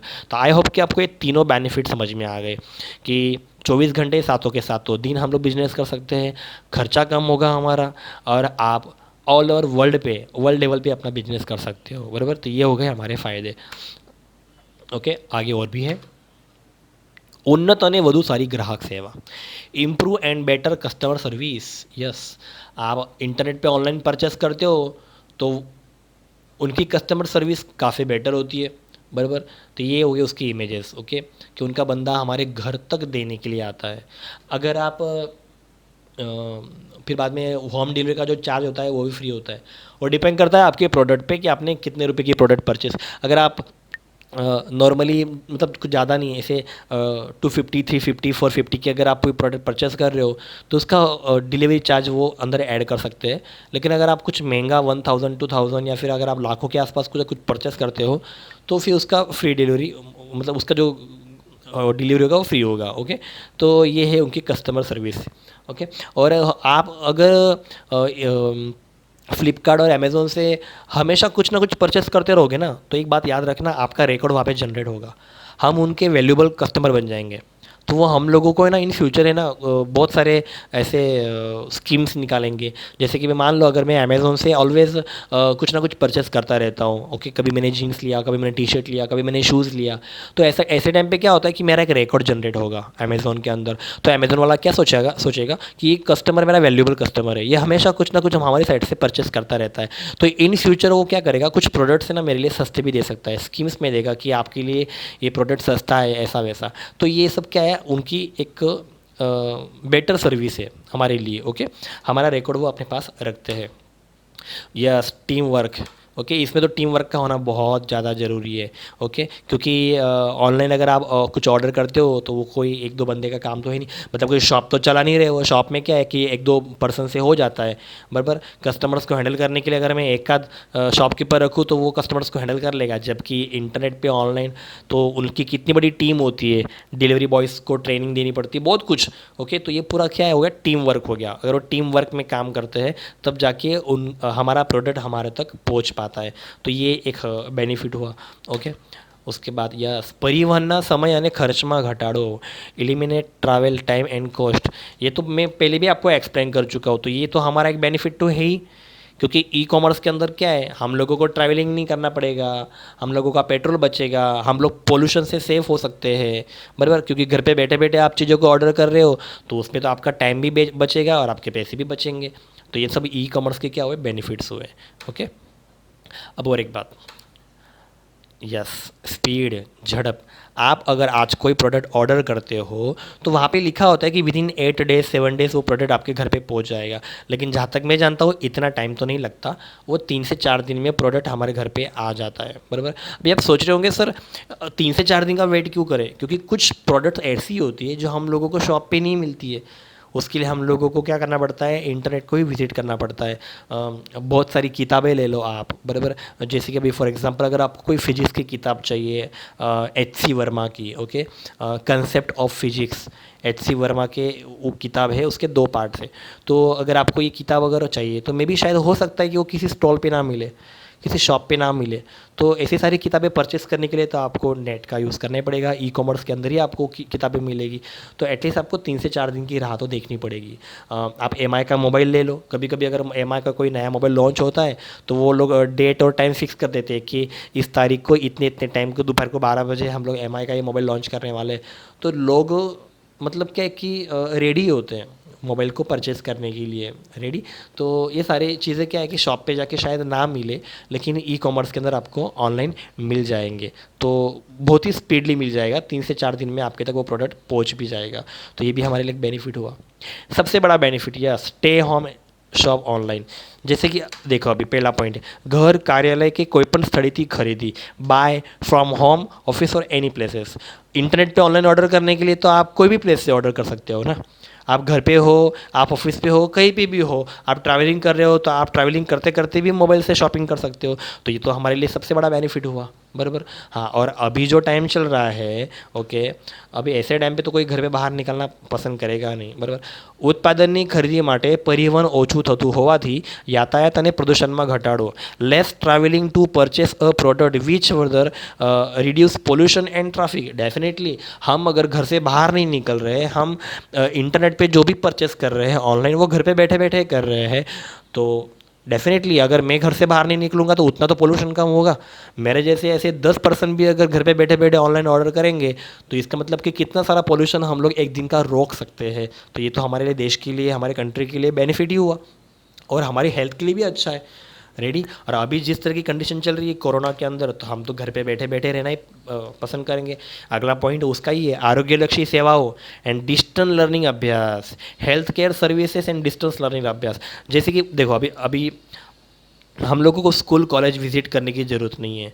अगर आपको सारा मटेरियल अगर इंटरनेट पे ऑनलाइन मिल रहा है तो आप डिस्टेंस लर्निंग मतलब आप घर पे बैठे बैठे पढ़ सकते हो। अभी आप मेरा वीडियो देख रहे हो तो उसके लिए आपको स्कूल में आना कहाँ पड़ रहा है, आप तो घर पे बैठे बैठे ही वीडियो देख रहे हो, तो उसमें तो आपकी हेल्थ अच्छी रहेगी डेफिनेटली। अभी जिस तरह का माहौल पर चल रहा है, हम लोगों को घर से बाहर निकलना है नहीं, लेकिन फिर भी हम लोग क्या कर रहे हैं, एजुकेशन आपके तक प्रोवाइड कर रहे हैं और आप घर पे बैठे बैठे वो एजुकेशन ले रहे हो। तो ये हमारे लिए बेनिफिट ही हुआ। अगर इंटरनेट जैसी सिस्टम ना होती, ओके, इस तरह की अगर हम लोग सारी चीज़ें आपके लिए ऑनलाइन क्रिएट ना करते, ओके, तो हम आप लोग ये सारे टॉपिक्स नहीं पढ़ पाते। मतलब मैं मेरी ही बात नहीं कर रहा हूँ, इवन आप इंटरनेट पे, यूट्यूब पे बहुत सारे ऐसे एजुकेशन के रिलेटेड टॉपिक्स है जो हम लोग घर पे बैठे बैठे पढ़ सकते हैं। तो ये सब हमारे लिए क्या हुए, बेनिफिट्स ही हुए, ओके, जिसमें हमारी हेल्थ अच्छी रहेगी, घर से बाहर से निकलना नहीं पड़ेगा, पोल्यूशन कम होगा, हमारा खर्चा कम होगा, घर पे बैठे बैठे हम लोग चीज़ों को ऑर्डर कर पाएंगे, बराबर। तो ये सब हमारे लिए क्या हुए, बेनिफिट्स हुए। तो ये देखे हम लोगों ने ई कॉमर्स के बेनिफिट्स, ओके। सो बेनिफिट्स के बाद आप सोच रहे होंगे सर ई कॉमर्स के बेनिफिट्स ही है क्या, लेकिन नहीं, ई कॉमर्स की कुछ लिमिटेशंस भी है, उसकी कुछ मर्यादा भी है। मतलब अभी तक हम लोगों ने ई कॉमर्स के एडवांटेजेस देखे, बेनिफिट्स देखे। आप सोचोगे सर ई कॉमर्स के अंदर तो सब बेनिफिट्स ही है, लेकिन ऐसा नहीं, ई कॉमर्स के अंदर कुछ मर्यादा मतलब लिमिटेशंस भी है, कुछ डिसएडवांटेज भी है। जैसे कि क्या, जैसे कि फॉर एग्जांपल परिवर्तनનો प्रतिकार, रेसिस्टेंस टू चेंज, ये इमेज देख को आपको पता चल रहा है कि ट्रेडिशनल कॉमर्स वाला जब बंदा होगा ना तो उसको भी ई कॉमर्स की तरफ अट्रैक्ट होना पड़ता है। अभी ई कॉमर्स में लोग तो अच्छा खासा बिजनेस कर ही रहे हैं, लेकिन जो बंदा ट्रेडिशनल कॉमर्स के अंदर बिजनेस कर रहा होगा तो उसका भी मान लो मन हुआ, इसका भी इच्छा हुई कि चलो हम भी ई कॉमर्स के द्वारा बिजनेस करते हैं, तो उसको कितना कुछ चेंज करना पड़ेगा, मतलब ट्रेडिशनल कॉमर्स में से उसको ई कॉमर्स में कन्वर्ट होना पड़ेगा। तो ये हो गई मर्यादा। ओके, तो क्योंकि उसके लिए तो फिर उसको उसकी सारी जानकारी लेनी पड़ेगी ना ई कॉमर्स की। ट्रेडिशनल कॉमर्स में से अगर वो ई कॉमर्स में कन्वर्ट होना चाहता है, अगर वो ट्रेडिशनल कॉमर्स में बिजनेस करना चाहता है या ना भी करना चाहता है, या फिर वो ट्रेडिशनल कॉमर्स के साथ साथ ई कॉमर्स में भी बिजनेस करना चाहता है, तो इसका मतलब कि क्या है, उसको ई कॉमर्स को समझना पड़ेगा। ओके, जैसे कि अभी अगला पॉइंट देखो, प्रारंभिक खर्च, इनिशियल कॉस्ट। यस, अगर मैं ई कॉमर्स के अंदर अगर बिजनेस कर रहा हूँ तो मुझे मेरे प्रोडक्ट को अपने कस्टमर्स तक पहुँचाने के लिए बहुत सारा पैसा खर्च करना पड़ेगा। ट्रेडिशनल कॉमर्स में हम लोगों को ऐसा कुछ करना नहीं पड़ता क्योंकि कस्टमर वहाँ पे तो खुद आता है ना, तो वहाँ पे तो खर्चा है ही नहीं हम लोगों को ट्रेडिशनल कॉमर्स के अंदर। लेकिन ई कॉमर्स के अंदर क्या होगा कि अगर मैं ई कॉमर्स में बिजनेस करना चाहता हूँ तो मुझे ये सारा सर्कल समझना पड़ेगा, ये सारी चीज़ें समझनी पड़ेगी, मुझे इंटरनेट के ऊपर मेरी वेबसाइट डिज़ाइन करनी पड़ेगी। ट्रेडिशनल कॉमर्स में वेबसाइट की कोई ज़रूरत नहीं है क्योंकि वहाँ पे कस्टमर सीधा शॉप को विजिट कर रहा है।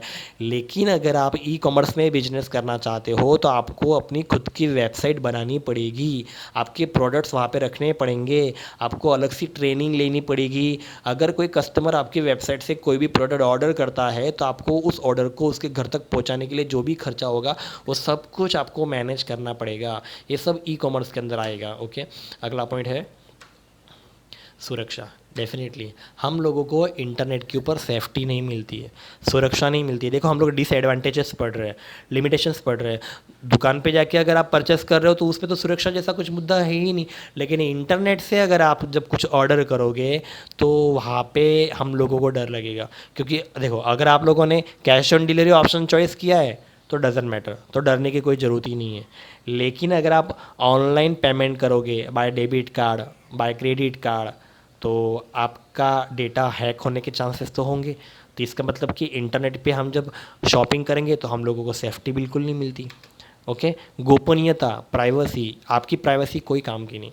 आपने अपने कंप्यूटर में कितनी भी क्यों ना स्ट्रॉन्ग प्राइवेसी रखी होगी, हैकर आपकी प्राइवेसी को क्रैक कर देगा। ओके, ये इमेजेस देख को आपको आइडिया आ रहा होगा। ये सारी चीज़ों को हम लोगों को ई कॉमर्स में फेस करना पड़ता है। ट्रेडिशनल कॉमर्स में तो इन चीज़ों का यूज़ होगा ही नहीं। आप समझ पा रहे हो? गोपनीयता इट मीन्स क्या, प्राइवेसी।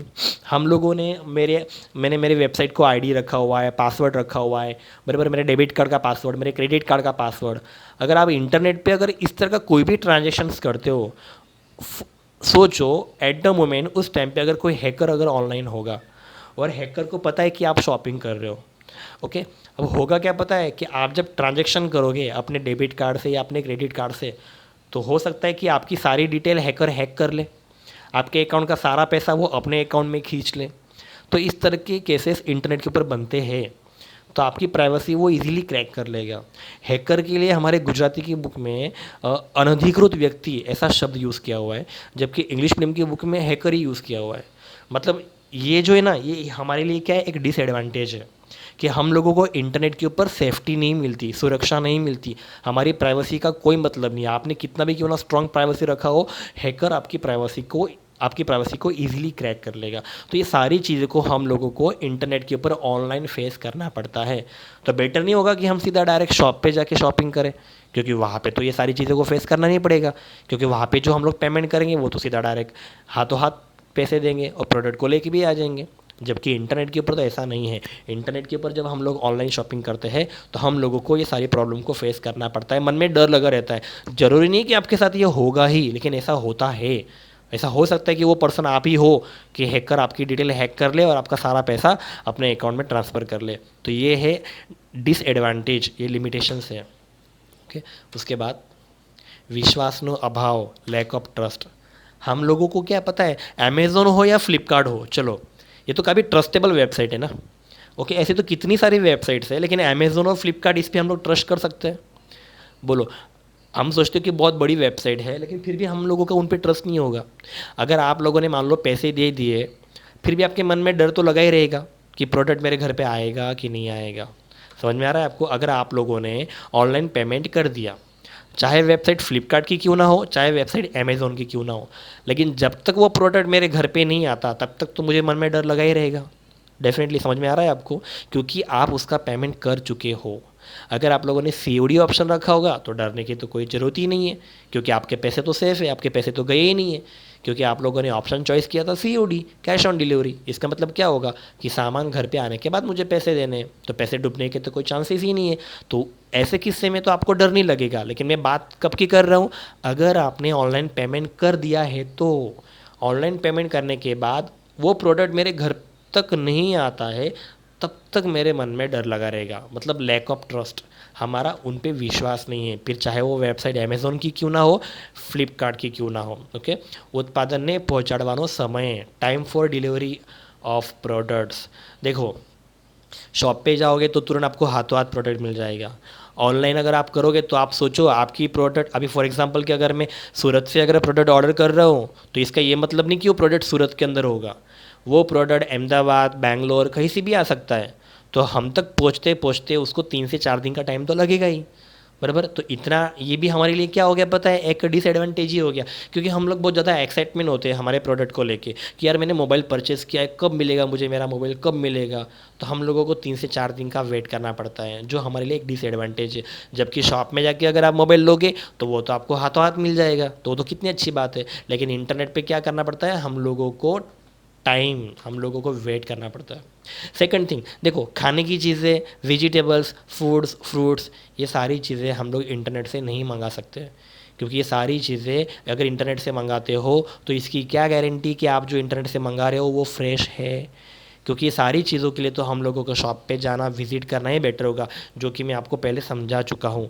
ट्रेडिशनल कॉमर्स के अंदर ही ये सारी चीज़ों का यूज़ किया करो, ई कॉमर्स के अंदर लोग ये सारी चीज़ें परचेस करते नहीं हैं। तो ये भी एक क्या है, डिसएडवांटेज है कि ये सारी चीज़ों के लिए लोग नापसंद करते हैं, अनलाइक करते हैं। ये सारी चीज़ें इंटरनेट से मंगाना लोग नापसंद करते हैं। एंड सबसे बड़ा मुद्दा, yes, debit card, credit card, इससे अगर हम लोग जब ऑनलाइन पेमेंट करते हैं तो मैंने जैसे बताया, हैकर्स हमारे कार्ड्स को हैक कर सकता है। एंड और एक बात, चलो और एक बात, क्रेडिट कार्ड के अंदर क्या होता है पता है, क्रेडिट कार्ड के अंदर एक लिमिटेशंस होती है। क्रेडिट कार्ड का यूज़ आपको पता है, हम लोग बैंक के पास से क्रेडिट लेते हैं। ओके, शॉप में क्या है, अभी मान लो अगर आपको छोटा सा 10 या 20 रुपये का किचन ऑनलाइन ऑर्डर करना है, 10 या 20 रुपये का किचन अगर आपको ऑनलाइन ऑर्डर करना है, चाबी का किचन, ओके, मतलब की का, तो 10 और 20 रुपये का क्रेडिट आप ले पाओगे बैंक के पास से? नहीं, बराबर। मतलब छोटा क्रेडिट मिलना पॉसिबल नहीं है। ओके, उसकी एक लिमिटेशंस होती है। या फिर चलो अगर आपको 2 से 3 लाख रुपए का क्रेडिट चाहिए, वो भी पॉसिबल नहीं है। मतलब बहुत ज़्यादा बड़ा अमाउंट और बहुत ज़्यादा छोटा अमाउंट, ये क्रेडिट कार्ड के अंदर पॉसिबल नहीं है। उसकी एक लिमिटेशंस होती है। आपको बैंक एक क्रेडिट कार्ड का यूज़ करने के लिए एक लिमिट देती है, आपको उतना ही लिमिट में क्रेडिट कार्ड यूज़ करना होता है, उतने ही पैसे आप लोगों को बैंक के पास से एज अ क्रेडिट लेने पड़ते हैं। बहुत ज़्यादा स्मॉल क्रेडिट आप बैंक के पास से कि मुझे 20-30 रुपये की ज़रूरत है, आप हमारे अकाउंट में 30 रुपये ट्रांसफ़र करो, पॉसिबल नहीं है। बैंक आपके अकाउंट में 20-30 रुपये ट्रांसफ़र नहीं करेंगे। मतलब आप 20-30 रुपये की चीज़ों के लिए क्रेडिट कार्ड यूज़ नहीं कर सकते हो। समझ में आ रहा है आपको? या फिर आपको अगर बहुत बड़ा अमाउंट जैसे कि 1.5 से 2 लाख का कोई प्रोडक्ट खरीदना है, उसके लिए भी आप क्रेडिट कार्ड यूज़ नहीं कर सकते हो। मतलब क्या होती है, उसकी एक लिमिटेशंस होती है। हाँ, 1.5 से 2 लाख का क्रेडिट आप ले सकते हो, लेकिन डिपेंड करता है आपकी सैलरी कितनी है। ओके, आपका सैलरी कितनी है, आपकी इनकम कितनी है। अगर आपने बैंक में सबमिट करवाया हुआ है तो ऐसे टाइम पे आपको बैंक 1.5 से 2 लाख का क्रेडिट दे सकता है।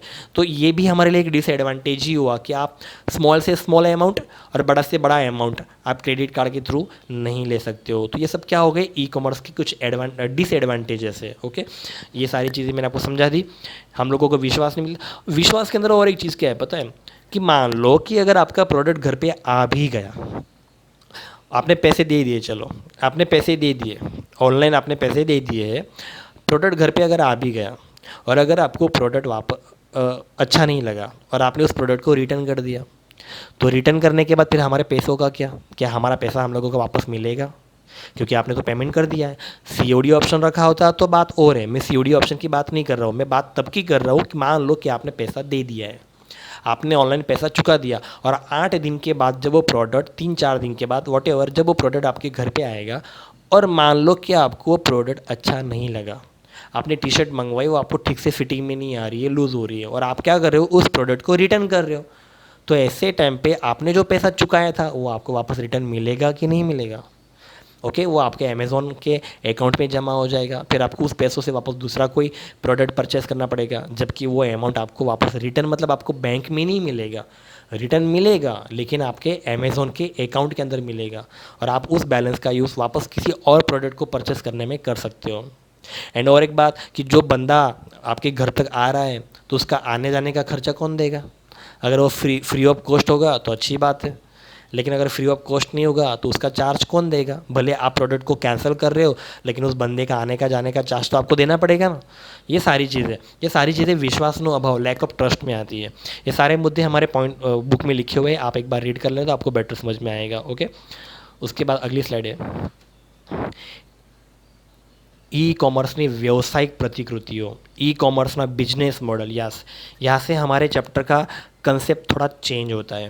ओके, यहाँ से हमारे चैप्टर थोड़ा अलग मोड पे आता है। ये मोस्ट आईएमपी टॉपिक है, बोर्ड के एग्ज़ाम में पूछा जाएगा कि ई कॉमर्स के अंदर टोटल कितने मॉडल हैं। मेरे मुद्दे को समझो, क्या लिखा है ऊपर, ई कॉमर्सની व्यावसायिक प्रतिकृतियों, इंग्लिश में कहा जाएगा ई कॉमर्स बिजनेस मॉडल। इसका मतलब कि ई कॉमर्स के अंदर बिजनेस के कितने मॉडल हैं? तो याद रखना है, ई कॉमर्स के अंदर बिजनेस के टोटल 4 मॉडल है। उसमें से पहला मॉडल है B2C। B2C के अंदर जो बी है वो B for business and C for consumer, मतलब ग्राहक या कस्टमर बोलो आप। तो बिजनेस टू कस्टमर या बिजनेस टू कंज्यूमर। ओके, अब इसको बिजनेस टू कंज्यूमर बोलो या बिजनेस टू कस्टमर बोलो, दोनों एक ही है।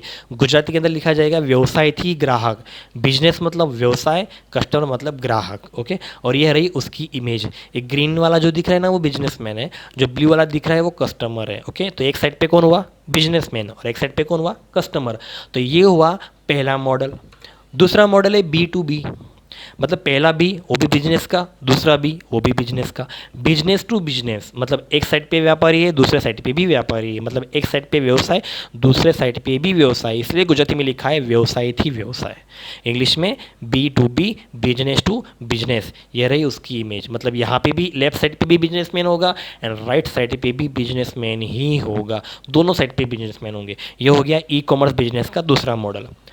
तीसरा model C2C, consumer to consumer, मतलब कस्टमर टू कस्टमर, मतलब एक साइड पे ग्राहक, दूसरे साइड पे भी ग्राहक। C for customer and second C मतलब कस्टमर, तो C मतलब ग्राहक, दूसरा C मतलब ग्राहक, ग्राहक थी ग्राहक, तो उसकी रही इमेज।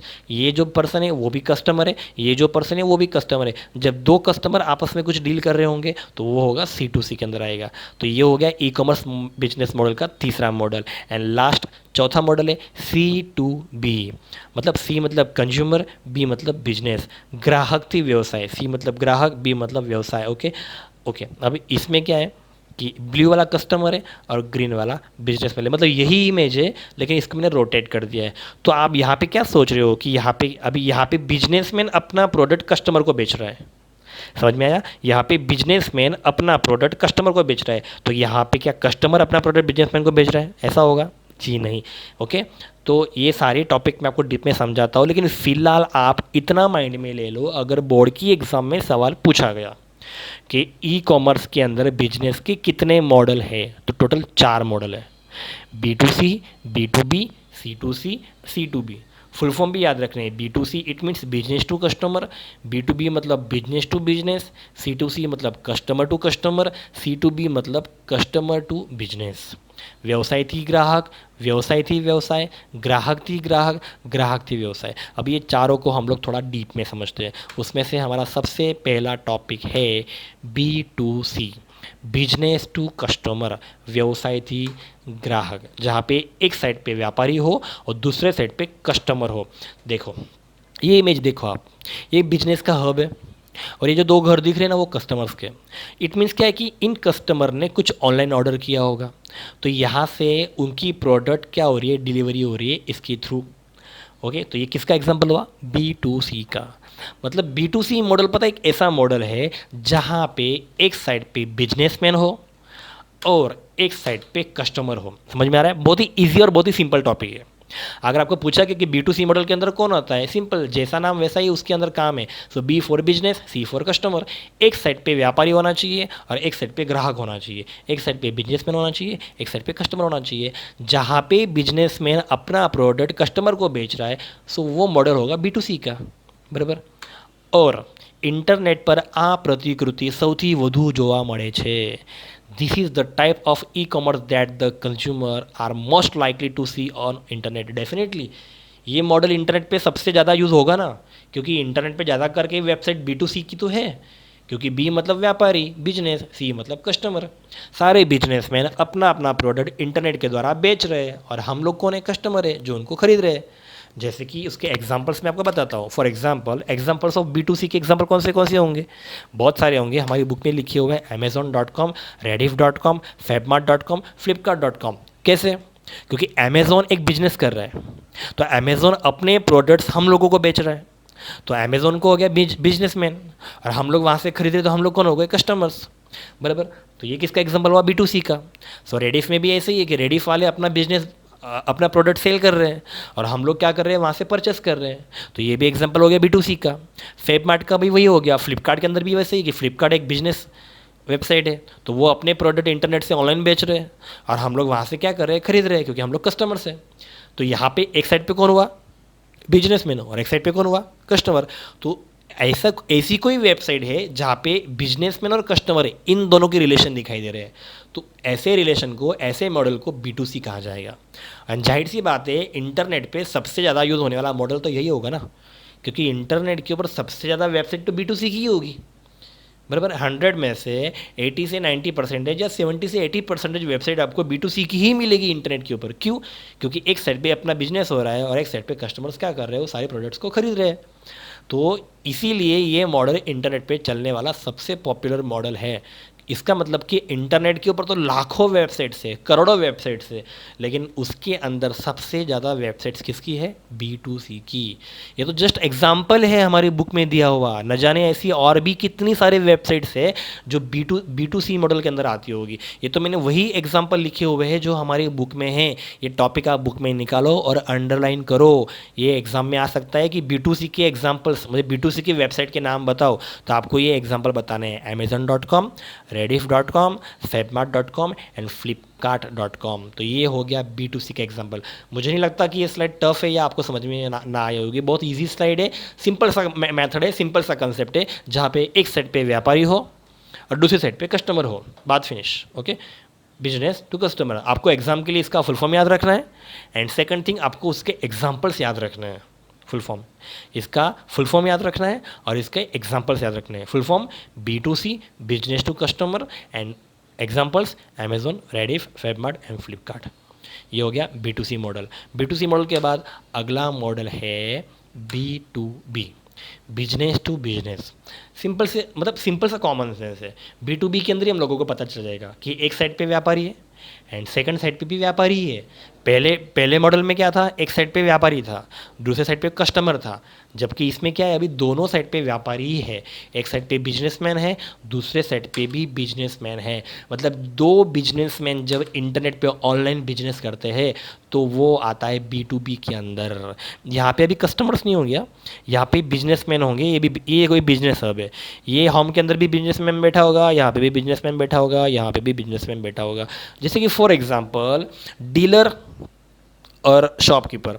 अगर मेरी कोई शॉप है, ओके, और मेरे शॉप में अगर लैपटॉप का शॉर्टेज है, तो मैं लैपटॉप कहाँ से ऑर्डर करूँगा, डीलर के पास से। अब मैं कौन हूँ, बिजनेसमैन हूँ, और मैं जहाँ से लैपटॉप ऑर्डर कर रहा हूँ डीलर के पास से, वो भी कौन हुआ, बिजनेसमैन हुआ। तो हम दोनों के अंदर कौन सा रिलेशन हुआ, B2B। समझ में आ रहा है। अगर मेरी कोई दुकान है और मेरे दुकान में अगर कोई सामान ख़त्म हो जाता है, और वो सामान मैं किसके पास से मंगाऊंगा, डीलर के पास से। ओके, तो मैं तो खुद एक शॉप चलाता हूँ, मतलब मैं तो एक बिजनेसमैन हुई, लेकिन मेरे शॉप में जिस चीज़ का शॉर्टेज है, ये सारा सामान जब मैं डीलर के पास से मंगाऊंगा, तो सामने डीलर भी कौन हुआ, व्यापारी हुआ, बिजनेसमैन ही हुआ। तो मैं भी बिजनेसमैन, वो भी बिजनेसमैन, तो हम दोनों कौन हुए, B2B। तो ये जो मॉडल है वो B2B के अंदर है। तो सिंपल सा थॉट है, जहाँ पे एक साइड पे बिजनेसमैन हो और दूसरे साइड पे भी बिजनेसमैन ही हो। जब दो बिजनेसमैन आपस में बिजनेस करते हैं तो उस मॉडल को कहा जाता है B2B। तो अभी इसकी वेबसाइट्स तो अलग होगी ना, क्योंकि इसमें फ्लिपकार्ट अमेज़ोन नहीं आएगा, क्योंकि अमेज़ोन के अंदर एक साइड पे बिजनेसमैन होता है, एक साइड पे कस्टमर होता है, हम लोग कस्टमर में आते हैं। तो इसमें तो अमेज़ोन फ्लिपकार्ट वो आएगा ही नहीं। तो इसकी वेबसाइट्स कुछ अलग होगी। इसमें लिखा है देखो, જુદા જુદા વ્યવસાયો વચ્ચે થતી ई कॉमर्सની प्रवृत्तियों ने व्यवसायથી व्यवसाय कहे છે। सिंपल सी, आपके पैराग्राफ की फर्स्ट लाइन आप देखो, उसमें आप अंडरलाइन करना सिंपल है। जब दो अलग अलग बिजनेसमैन आपस में बिजनेस कर रहे होंगे तो वो मॉडल B2B कहाँ जाएगा? Business to business refer to e commerce activities between different business partners. जहाँ पे बिजनेस पार्टनर ऐसा शब्द आएगा ना, समझ जाने का कि वो B2B ही है। क्योंकि बिजनेस पार्टनर्स अगर कहा जाएगा तो पार्टनर्स का मतलब क्या कि एक साइड पे भी बिजनेसमैन है एंड दूसरी साइड पे भी बिजनेसमैन है। जुदा जुदा व्यवसाय भागीदारी, व्यवसाय भागीदारी मतलब क्या कि एक साइड पे भी व्यापारी, दूसरे साइड पे भी व्यापारी। जब दो व्यापारी आपस में बिजनेस करते हैं, ओके, हो सकता है ना कि मैं इंडिया का बिजनेसमैन हूँ और मैं आउट ऑफ कंट्री के बिजनेसमैन के साथ अगर कोई डील कर रहा हूँ तो हम दोनों के अंदर बिजनेस होना पॉसिबल है। तो इस तरह के जो मॉडल होते हैं वो B2B के अंदर आते हैं। तो इसके एग्जांपल्स अलग है। बोर्ड के एग्जाम में अगर पूछा गया कि B2B के एग्जांपल्स बताओ तो आपको उनके नाम देने हैं commodity.com एंड TradeIndia.com। शायद आप लोगों ने ये वेबसाइट के नाम सुने नहीं होंगे। क्यों? क्योंकि हम लोग बिजनेसमैन नहीं है। जो लोग इंटरनेट के ऊपर ऑनलाइन बिजनेस करते होंगे ना, वो इन वेबसाइट से काफ़ी अच्छे से मतलब जानते होंगे, वो परिचित होंगे कि हाँ ये वेबसाइट उन लोगों को पता होगी, क्योंकि वो उसको यूज़ में लेते हैं। हम लोग तो ये वेबसाइट को यूज़ में लेते ही नहीं है। रीज़न, क्योंकि हम लोग बिजनेसमैन नहीं हैं, हम लोग कस्टमर्स हैं। इसलिए हम लोगों को अमेज़ॉन, फ्लिपकार्ट ये सब जानते हैं, लेकिन हम लोग बिजनेसमैन नहीं हैं, इसलिए हम लोग इस वेबसाइट के बारे में नहीं जानते। इसलिए बहुत सारे स्टूडेंट या बहुत सारे लोग इस वेबसाइट को पहली बार सुन रहे होंगे, उन लोगों को पता नहीं होगा। ओके, तो हम लोगों को क्या करना है, ये वेबसाइट का एग्जाम्पल याद रखना है। देखो, हर मॉडल के अंदर आपको उसके एग्जाम्पल्स देखने को मिलेंगे। पहला मॉडल था B2C, एग्जाम्पल था अमेज़ॉन, फैबमार्ट, रेडी, फ्लिपकार्ट, वो उसके एग्जाम्पल थे B2C के। दूसरा है B2B, बिजनेस टू बिजनेस, ये इसका एग्जाम्पल है कॉमोडिटी एंड ट्रेड इंडिया। ये सारी चीज़ें हमारे बुक में लिखी हुई है, एक बार आप नज़र डालो और वहाँ पे पेन पेंसिल से अंडरलाइन करो, आपको बेटर समझ में आएगा। तो बोर्ड के एग्जाम में पूछा जाएगा कि B2B मॉडल के अंदर जो एग्जाम्पल्स है वेबसाइट के, उनके नाम बताओ, तो आपको ये याद रखना है commodity and trade India. Okay, दोनों साइड पे बिजनेसमैन होने चाहिए। तो ये था हमारा ई कॉमर्स के मॉडल का दूसरा मॉडल। उसके बाद आपका तीसरा मॉडल है जिसका नाम है C2C। यस, दोनों साइड पे कस्टमर। जैसे अभी पिछले प्रीवियस में क्या था, दोनों साइड पे बिजनेसमैन थे, यहाँ पे दोनों साइड पे कस्टमर है। एक साइड पे भी कस्टमर है, दूसरी साइड पे भी कस्टमर है। मतलब अभी यहाँ पे क्या कोई कस्टमर अपना प्रोडक्ट सामने वालों को बेच रहा है, ऐसा है? जी नहीं। देखो अभी क्या है पता है, C2C पता है क्या है? जैसे कि यहाँ पे एक साइड पे भी कस्टमर है, दूसरे साइड पे भी कस्टमर है। तो ये रहा, देखो अभी ये जो दिख रहा है ना ये बंदा, ये भी कस्टमर ही है, ये भी कस्टमर है और ये भी कस्टमर है। आप थोड़ा सोचो, ऐसी तो कौन सी वेबसाइट होगी जहाँ पे दोनों साइड पे कस्टमर्स वर्क करते होंगे? ओके, पता चल जाएगा आपको। एक साइड पे भी कस्टमर होना चाहिए एंड सेकंड साइड पे भी कस्टमर ही होना चाहिए। उसका पैराग्राफ पढ़ते हैं हम लोग। ગ્રાહકો વચ્ચે થતી ई કોમર્સની પ્રવૃત્તિઓના વ્યવહારોને ગ્રાહકથી ગ્રાહક પ્રતિકૃતિ કહે છે।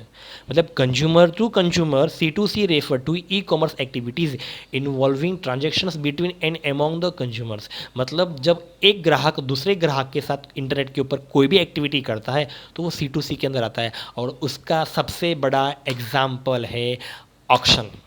यस, हराजी। ये सारी वेबसाइट्स C2C के अंदर आती है। कुछ समझ में आया आपको?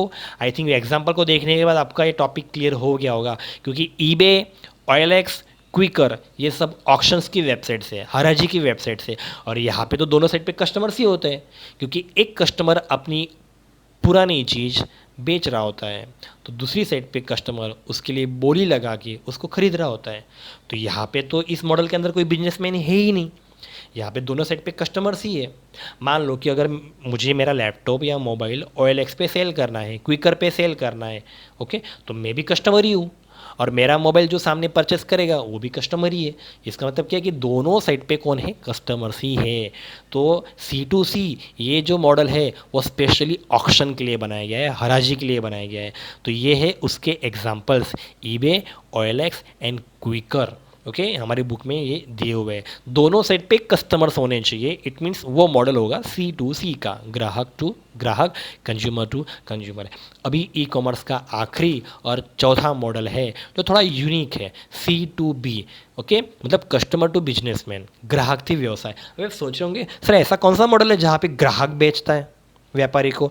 जी बिल्कुल नहीं, यहाँ पे बेचने वाला तो बिजनेसमैन ही होगा, खरीदने वाला कस्टमर ही होगा। लेकिन इस मॉडल में यूनिक क्या है मैं आपको समझाता हूँ। इसमें यूनिक क्या है, देखो एक साइड पे कस्टमर है, एक साइड पे व्यापारी है। पहले क्या था, यहाँ पे बिजनेसमैन था, यहाँ पे कस्टमर था, लेकिन यहाँ पे थोड़ा उल्टा है, यहाँ पे कस्टमर है, यहाँ पे बिजनेसमैन है। तो आपको ऐसा नहीं समझना है कि कस्टमर अपनी प्रोडक्ट बिजनेसमैन को बेच रहा है, बेचने वाला बंदा बिजनेसमैन ही है, खरीदने वाला बंदा कस्टमर ही है। लेकिन B2C मॉडल में और C2B मॉडल में क्या डिफरेंट है वो आपको पैराग्राफ पढ़ने के बाद समझ में आ जाएगा।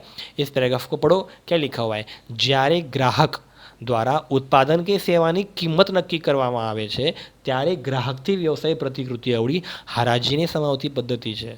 मतलब consumer to business C2B involve reverse auctions where the consumers determine the price of the products और सर्विसेज। मतलब इस मॉडल के अंदर पता है यूनिक चीज़ क्या है, यहाँ पे सामान बेचने वाला तो बिजनेसमैन ही होगा, लेकिन प्रोडक्ट का रेट कस्टमर नक्की करेगा।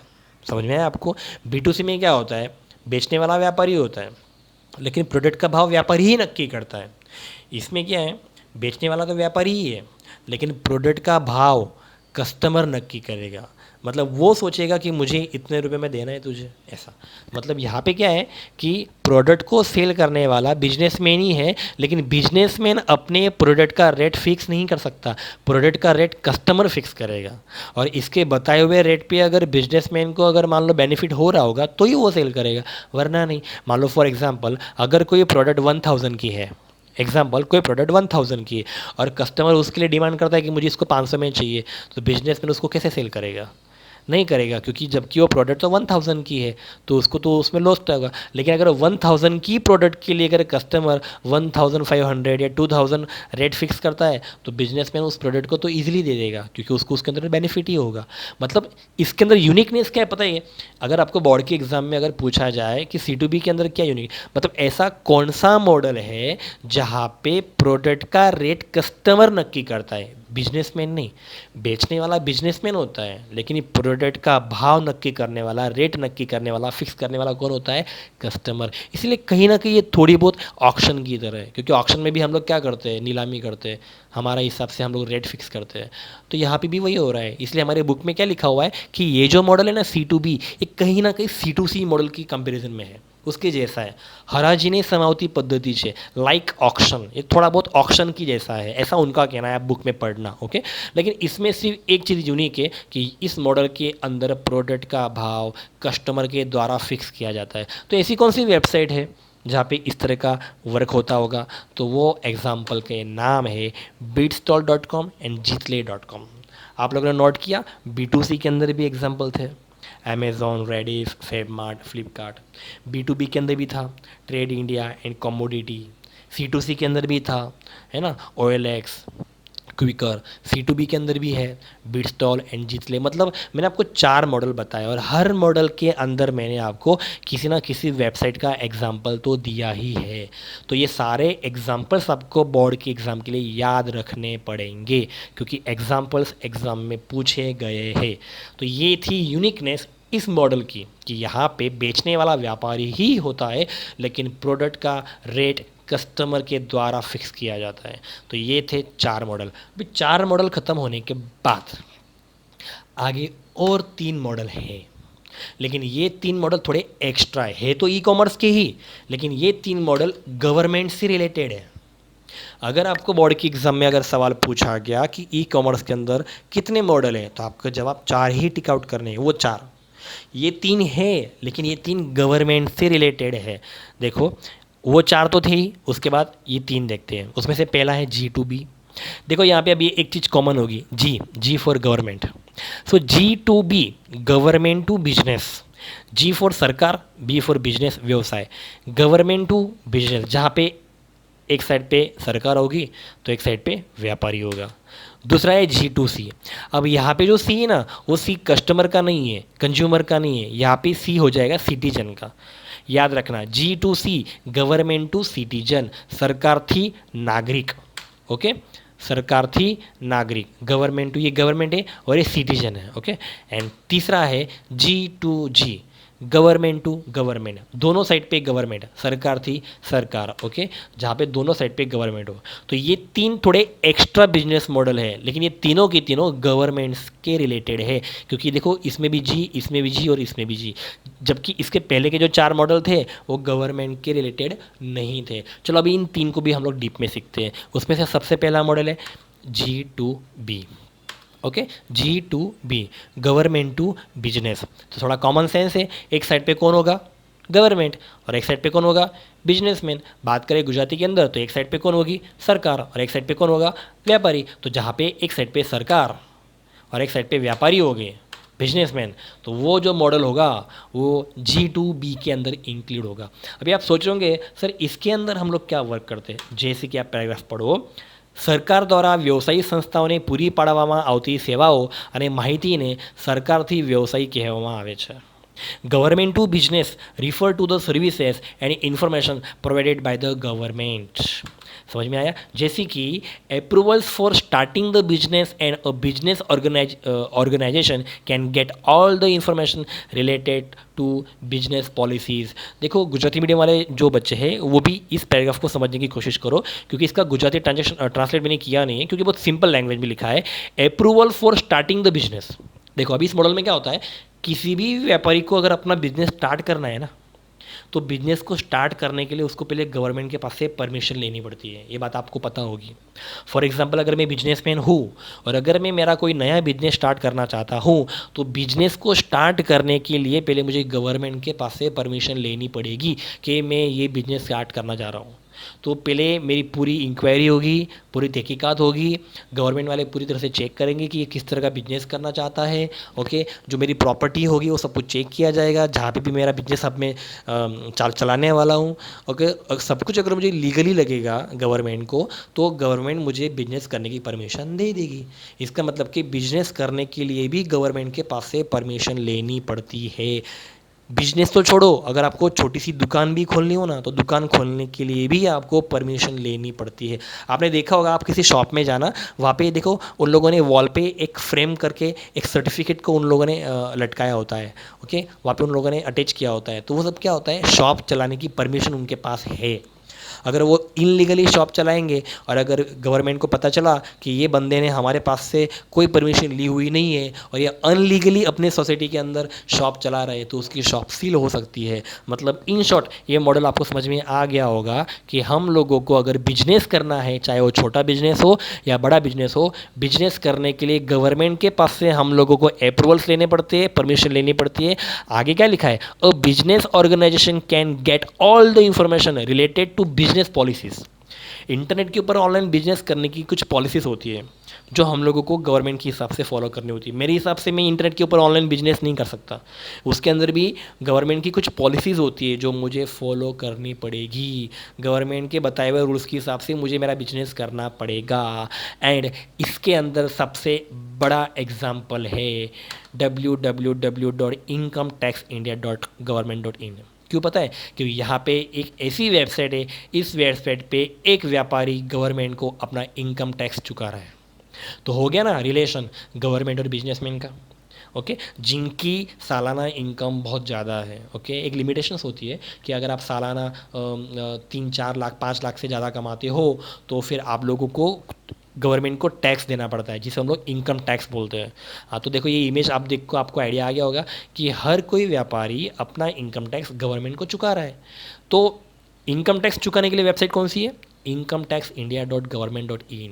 मतलब इस वेबसाइट को विज़िट करके हम लोग अपना टैक्स गवर्नमेंट को चुका सकते हैं. मतलब सारे बिजनेसमैन इस वेबसाइट को विज़िट करते हैं और अपना इनकम टैक्स गवर्नमेंट को पे करते हैं. तो ये जो मॉडल है G2B का, ये उसका बेस्ट एग्जांपल है, incometaxindia.government.in. तो आई होप कि आपको ये मॉडल समझ में आ गया होगा. ये गवर्नमेंट से रिलेटेड है.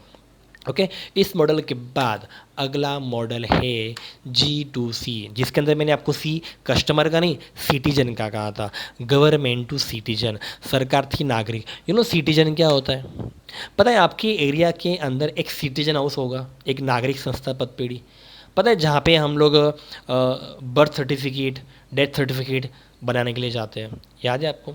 फॉर एग्जांपल अगर मान लो अगर आपके घर में अगर कोई बेबी हुआ हो, बराबर, हॉस्पिटल से जब बेबी होता है तो उसकी इन्फॉर्मेशन हॉस्पिटल वाले क्या करते हैं, हमारे एरिया के किसी सिटीजन जोन में सेंड कर देते हैं। एरिया वाइज सबके सिटीजन अलग अलग आते हैं। फॉर एग्जांपल अगर मैं सूरत के किसी उधना या भेस्तान एरिया में रह रहा हूँ तो मेरा जो सिटीजन होगा वो अलग होगा। ओके। अगर आप सूरत के अगर कोई वराछा या किसी अलग एरिया में रह रहे हो तो वहाँ का सिटीजन अलग होगा। ओके। इस तरह से तो होता क्या है कि सिटी वाइज अलग अलग सिटीजन होते हैं। तो उसमें होता क्या है कि आप कौन से एरिया के अंदर रहते हो पहले वो देखा जाएगा और आपकी इन्फॉर्मेशन आपके सिटीजन के अंदर सेंड कर दी जाएगी। जैसे कि मान लो अगर आपके घर में अगर कोई बेबी होता है और हम लोगों को उस बेबी का बर्थ सर्टिफिकेट बनवाना है, ओके, जन्म दाखला बनवाना है, तो डॉक्टर लोग क्या करते हैं, उस बेबी की सारी इन्फॉर्मेशन हमारे नज़दीकी सिटीजन में सेंड कर देते हैं। तो हम लोगों को टेक्स्ट मैसेज मिल जाता है कि आपके बेबी का बर्थ सर्टिफिकेट बन चुका है। तो हम लोगों को सिर्फ वहाँ पे जाके बेबी का नाम बताना होता है कि हम लोगों ने बेबी का ये नाम रखा है। तो वो क्या करते हैं, हमारे हिसाब से हम लोगों को बेबी का बर्थ सर्टिफिकेट बनवा देते हैं। या अदरवाइज़ चलो ये छोड़ो, अगर आपके घर में अगर या किसी में भी अगर डेथ हुई हो और हम लोगों को उस पर्सन की डेथ सर्टिफिकेट बनवाना है, तो डेथ सर्टिफिकेट बनवाने के लिए भी हम लोग क्या करते हैं, सिटीजन को विजिट करते हैं। इसका मतलब क्या है कि हम लोग आधार कार्ड बनवाना हो, बर्थ सर्टिफिकेट बनवाना हो, डेथ सर्टिफिकेट बनवाना हो, उसके लिए हम लोग डायरेक्टली गवर्नमेंट को कांटेक्ट नहीं करते। हमारे कनेक्शन सिटीजन के साथ होते हैं और फिर सिटीजन के कनेक्शन गवर्नमेंट के साथ होते हैं। मतलब बर्थ सर्टिफिकेट बनवाने के लिए हम लोग सिटीजन को रिक्वेस्ट करते हैं और सिटीजन क्या करती है, हमारी रिक्वेस्ट को, हमारी डिटेल को गवर्नमेंट तक पहुंचाती है और फिर बाद में गवर्नमेंट हमारा बर्थ सर्टिफिकेट बनवा के सिटीजन को सेंड करता है और सिटीजन हम लोगों को देता है। तो ये वही लिखा है कि एक साइड पे गवर्नमेंट और एक साइड पे क्या होगा, सिटीजन, जहाँ पे सारे गवर्नमेंट्स के काम होते हैं। जो हमारा आधार कार्ड बनाना हो, बर्थ सर्टिफिकेट बनाना हो, डेथ सर्टिफिकेट बनाना हो, ये सारे काम सिटीजन वाले हम लोगों को करके देते हैं। तो हम लोग डायरेक्ट गवर्नमेंट को कांटेक्ट नहीं करते, हम लोग इनको कांटेक्ट करते हैं। फिर हमारी इन्फॉर्मेशन इनके द्वारा गवर्नमेंट तक पहुंचती है। उसके बाद फिर हम लोगों का सर्टिफिकेट बन के आता है। तो देखो पैराग्राफ में पढ़ो, वही लिखा है कि આ વેબસાઇટ જુદા જુદા સરકારી ખાતાઓ, વિવિધ કલ્યાણકારી યોજનાઓ તથા નાગરિકોને ઉપયોગી અનેક પ્રકારના અરજીપત્રકો વગેરેની માહિતી પૂરી પાડે છે. The website provides information regarding various government departments, various welfare schemes, different application forms to be used by the citizen etc. अगर आपके एरिया में अगर मान लो कुछ प्रॉब्लम्स है, लाइट की प्रॉब्लम है, पानी की प्रॉब्लम है, तो हम लोग शिकायत किसको करेंगे, सिटीजन को। फिर सिटीजन हमारी शिकायत किसको पहुंचाएगी, गवर्नमेंट को। और फिर गवर्नमेंट फिर क्या करेगी, सिटीजन की रिक्वेस्ट के हिसाब से हमारा काम सॉल्व कर देगी। अगर आप लोगों को कुछ भी अर्जी बनानी हो, कोई भी इंफॉर्मेशन अगर चाहिए, तो हम सीधा सिटीजन को कॉन्टैक्ट करते हैं, ना ही कि डायरेक्टली गवर्नमेंट को। तो ये जो है ये मॉडल G2C का है, गवर्नमेंट टू सिटीजन।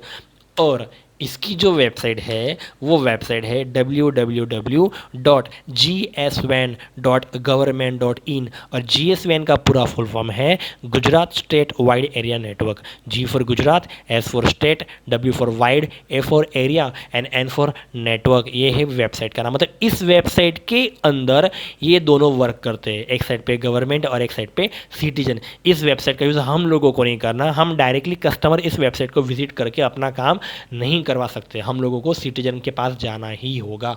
तो ये पूरा जो मॉडल है इसमें एक साइड पे कौन है, गवर्नमेंट, और एक साइड पे कौन है, सिटीजन। तो ये था गवर्नमेंट से रिलेटेड दूसरा मॉडल। एंड देन लास्ट और तीसरा मॉडल है G2G। इट मीन्स दोनों साइड पे गवर्नमेंट, सरकार थी सरकार, एक साइड पे भी गवर्नमेंट, दूसरी साइड पे भी गवर्नमेंट, एक साइड पे भी गवर्नमेंट, दूसरी साइड पे भी गवर्नमेंट। अब दो सरकारों के बीच में क्या क्या काम होता है, जैसे कि उसके कोई एग्जांपल्स नहीं दिए या उनकी कोई वेबसाइट होगी भी तो उन लोगों ने हमारी बुक में बताई हुई नहीं है, कोई प्राइवेसी होगी, जो भी होगा। फॉर एग्जाम्पल जैसे कि इसमें क्या लिखा हुआ है, एक सरकारी संस्था એક સરકારી સંસ્થા એજન્સી વિભાગ અન્ય સરકારી સંસ્થા એજન્સી કે વિભાગ સાથે વાણિજ્ય રહિત એટલે નોન કોમર્શિયલ સંદેશ વ્યવહાર કરે તો તેને સરકારથી સરકાર એટલે G2G તરીકે ઓળખવામાં આવે છે. ફોર એક્ઝામ્પલ, આઈટી ખર્ચાને ઘટાડવા, પ્રક્રિયાઓને સુનિયોજિત બનાવવા અને કાર્યાલયોને વધુ અસરકારક બનાવવા આ માહિતીનું વિવરણ મદદરૂપ બને છે. सेम इंग्लिश में भी नीचे लिखा हुआ है. Government to government G2G refers to online non-commercial communication between the government agencies, organizations and departments with other government agencies and organizations and departments. The sharing of information helps in reducing IT cost, streamline procedure and government offices can be more efficient. इसका मतलब क्या है कि एक सरकारी agency दूसरे सरकारी agency के साथ काम कर सकती है. जैसे कि मैंने पहले ही बताया, जैसे कि मान लो सूरत का उधना विस्तार है, वहाँ का सिटीजन जोन, और सूरत के उस साइड का वराछा एरिया है, वहाँ का सिटीजन जोन. अगर ये दोनों बिजनेस मतलब दोनों सरकारी एजेंसीज अगर आपस में अगर कुछ काम करना चाहती है तो कर सकती है. तो ये किसका एग्जाम्पल हुआ? G2G का. मतलब एक साइड पे एक सरकारी संस्था है, दूसरी साइड पे भी एक सरकारी संस्था है. एक साइड पे एक गवर्नमेंट एजेंसी है, सरकारी एजेंसी है, दूसरे साइड पे भी एक सरकारी एजेंसी है. जैसे इनकम टैक्स के रिलेटेड अगर कुछ कॉस्ट है वो हम लोगों को कम करना है तो उसके लिए रिक्वेस्ट हम लोग कर सकते हैं. अदरवाइज चलो, मेरी जो एक ऑफिस है, गवर्नमेंट के ऑफिस है, ओके, अभी मेरा जो ऑफिस है वो कुछ खास नहीं है, ओके, दीवारों के कलर निकल रहे हैं, टेबल ठीक से है ही नहीं, बहुत गर्मी होती है, फ़ैन चलते हैं लेकिन ठीक से चलती नहीं है. तो मुझे क्या करना है, मेरे ऑफिस को, मेरे कार्यालय को और असरकारक बनाना है, इफ़ेक्टिव बनाना है. तो अभी गवर्नमेंट का ऑफिस है, उसमें तो मैं मेरे जेब से पैसा खर्च करूँगा नहीं. मेरे जेब से पैसे खर्च करके मैं नया फ़ैन क्यों लाऊँ, मैं दीवारों को कलर क्यों कराऊँ, मैं नया टेबल क्यों लाऊँ. तो मेरे ऑफिस को थोड़ा और इफ़ेक्टिव बनाने के लिए मैं क्या करूँगा, गवर्नमेंट को ही रिक्वेस्ट करूँगा कि आप हमारे ऑफिस को और अच्छा इफेक्टिव बनाओ, हम लोगों को एक नया फ़ैन प्रोवाइड करो, एसी प्रोवाइड करो, हम लोगों को एक अच्छा टेबल प्रोवाइड करो, यहाँ की दीवारों पे कलर निकल रहे हैं वहाँ पे दीवारों को कलर कराओ. मतलब क्या है कि मैं मेरे ऑफिस को, कार्यालय को और इफेक्टिव बनाने के लिए क्या कर रहा हूँ, गवर्नमेंट को ही रिक्वेस्ट करूँगा, और गवर्नमेंट फिर क्या करेगी, मेरे रिक्वेस्ट के हिसाब से मेरा काम करके देगी. बराबर. इसका मतलब क्या है कि एक सरकारी संस्था दूसरे सरकारी संस्था के साथ कनेक्टेड है.